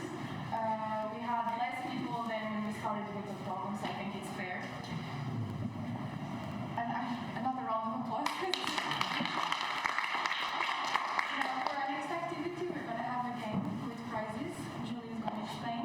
Yeah, so we prepared the quiz, a test on sustainability in Europe.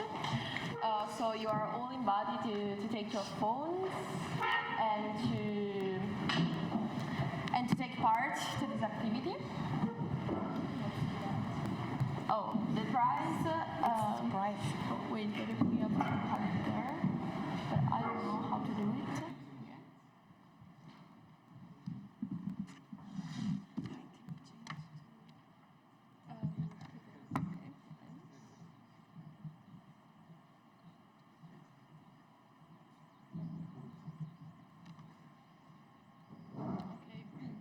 So you're gonna play individually, and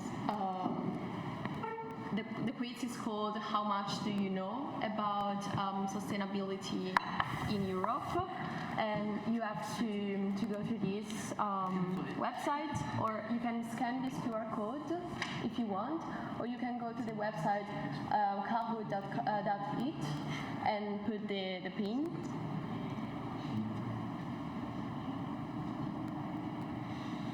You have to write your name so that, okay, so that you know who you are and who won, basically, if you won the prize. If not, you can type an anonymous name. Okay.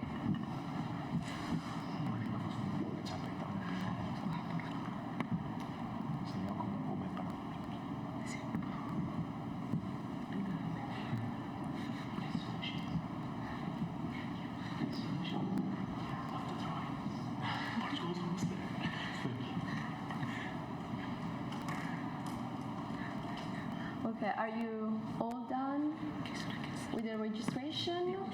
Is someone still doing the registration? Or okay.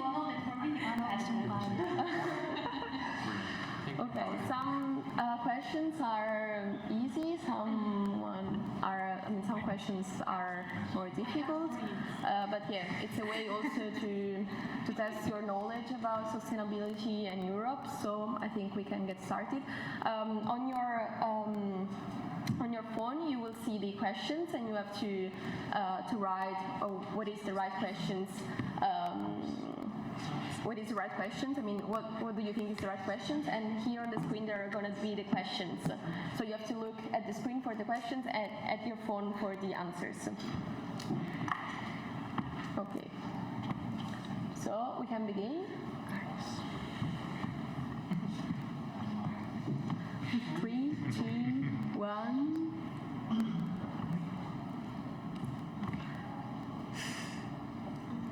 What is the most sustainable country in Europe? Finland, Norway, Denmark, or Sweden? Oh. No.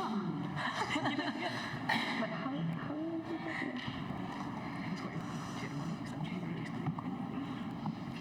Sinceramente, he leído el primero que era nórdico y llega. Sí. Y luego vi que era Okay, so we can go to the next one. Are you ready? Yeah. Okay, yeah, the score. But the European country that has the highest score in the Leave No One Behind index, which means that has less inequality within their country. And the answers are Finland, Denmark, Iceland, or Norway. Es que Leave No One Behind con esa usada. Te voy a explicar. It's hard. No saben que es que un poco el meme de Spider-Man ensenyant a tots. There is going to be more non-Scandinavian. ¿Cuál era? Norway. Okay, is it Norway? Okay, so Carlotta is winning. Okay, next one. But Silvia, you're coming for me. What was the amount of EU CO2 emissions in 2021? I can't remember it, but Go big or home. Y yo creo que nunca es ni lo menos ni lo más. Ya sé, ¿sabes? Yo tenía esperanza. Oh, great job. Okay. So Carlotta is first. Because I had luck in the first question. The faster you are, the more points you get. So try to answer fast. Okay, next one. This is true or false? European Green Deal was approved in 2015. True or false? False. Great job.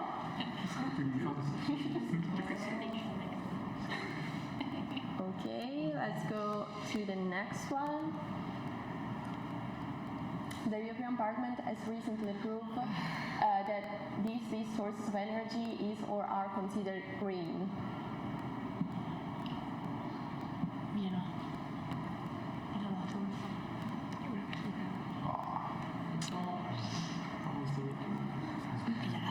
Okay, so the right answer is natural gas and nuclear.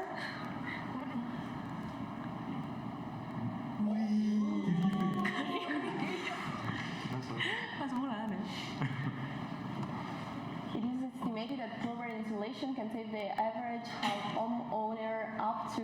¿Qué coño es eso? 5, 10, 15, 20% of its energy bills? This is a question for you, Bernardo.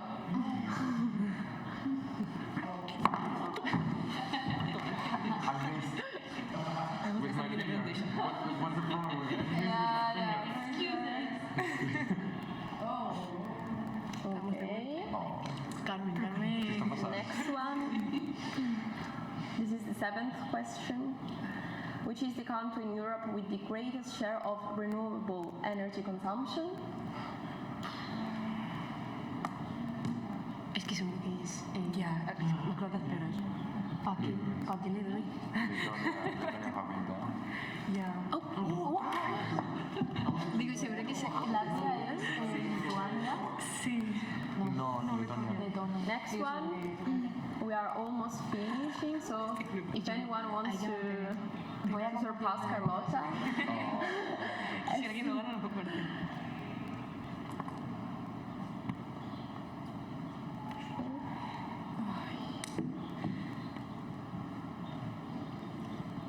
Oh, very fast. Okay. Es que la pantalla es grande, pero... Yeah. And this is just plastic. Sí, guay. Sí, guay. I'm standing. Okay, another true or false. In Europe, forests cover around 35% of the land area. True or false? O más. Pero en Europa poco. Okay, great job. And here is the last question. How much do European forests absorb European greenhouse gas emissions? 5, 10, 15 or 20%? He jugado con los pero... Puede ser 20. Están jugant a... Mira, perquè és important. 20%? No, 15, va a ser 15.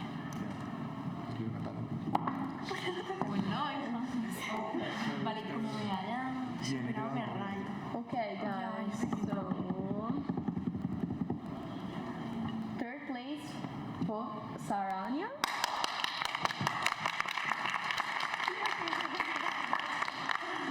Second for Carmen and first for...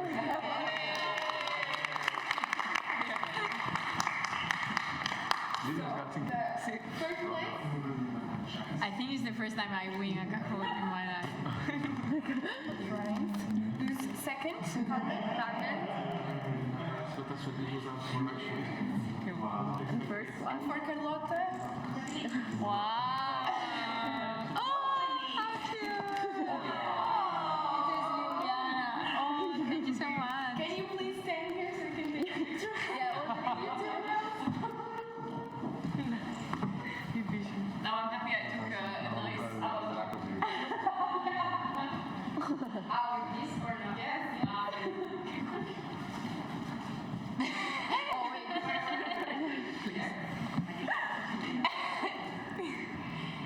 The podium. Great.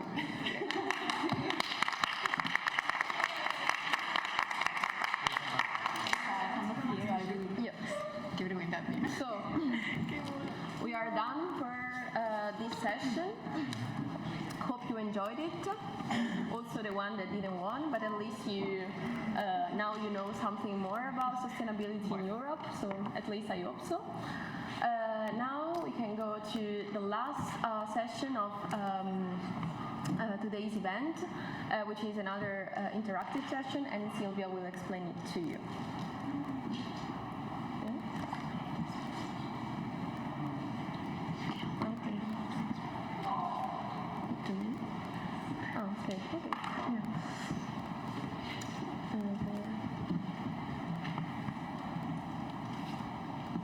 Okay. So I'm going to explain it, and this is another interactive session, as I told you.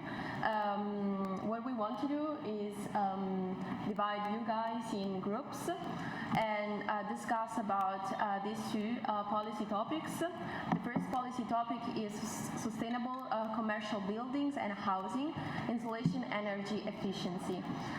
These are topics that more or less we discussed also in the Green Wall of Ideas.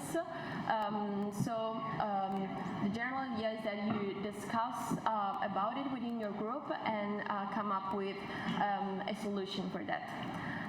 The second policy topic is natural gas a green energy source? What about nuclear and the new EU taxonomy?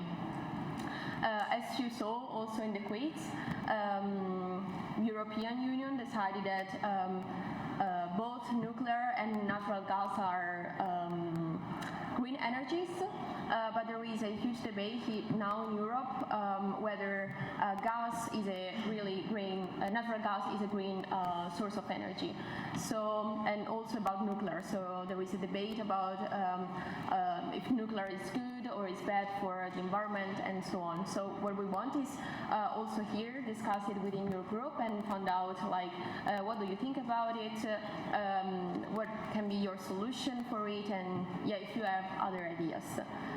So my idea is to divide in two groups for two policy topics. I think we can divide like this. So yeah, this group will discuss here, and this group will discuss there. Okay. Yeah. Which policy do you want? Me? I don't know. Okay. Here. So we are going to do the policy topic number 2, and Stark is going to do policy topic number 1. Let's say 10 minutes for discussion. Yeah, 10-15 minutes for discussion. 10-15 minutes for discussion. And then at 12:40 we are going to present. Okay, so together or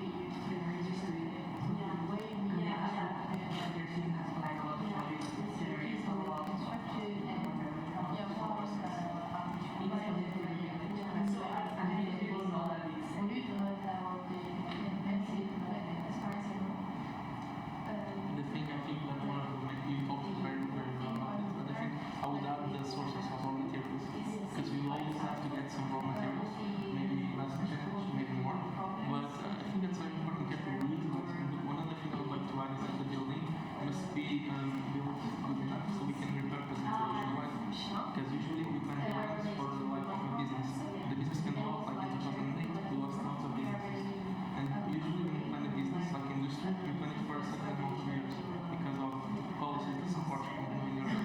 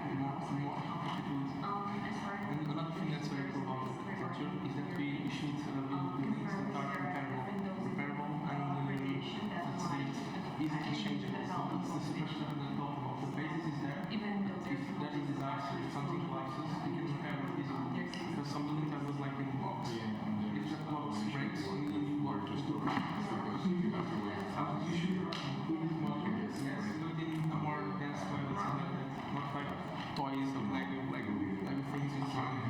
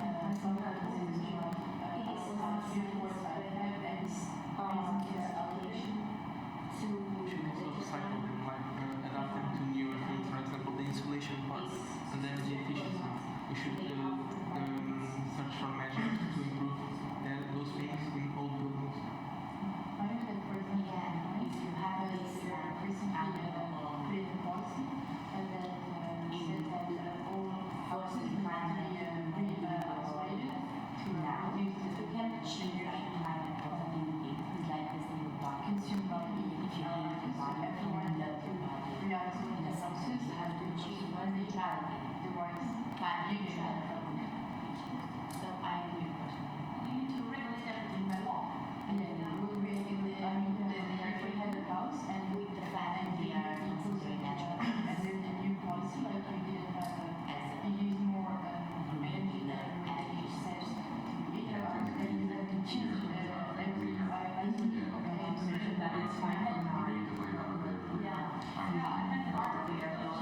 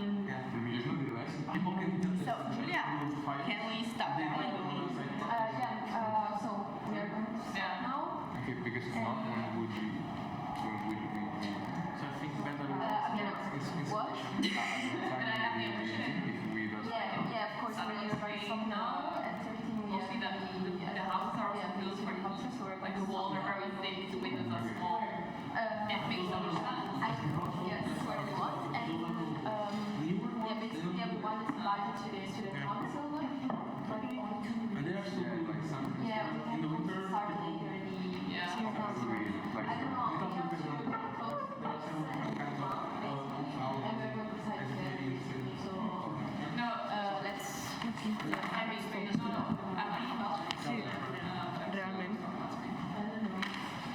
I thought the student council was at 1:30. Do you have early? I was asking because we Spaniards tend to eat later by European time standards, you know. So we wouldn't mind, but it would be better to eat now. No, of course, of course. So, Do we leave this here? yeah, yeah. Then immediately after the student council is supposed to meet, giving us no time to eat. So session is kind of closing now, and if we can find some place to eat or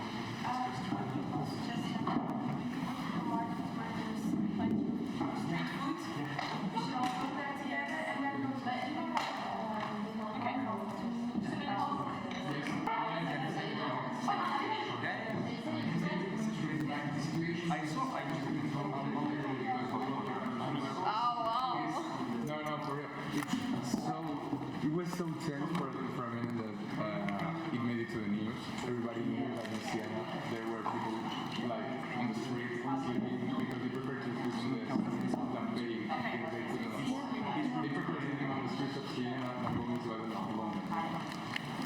But Siena is very small, but has like very good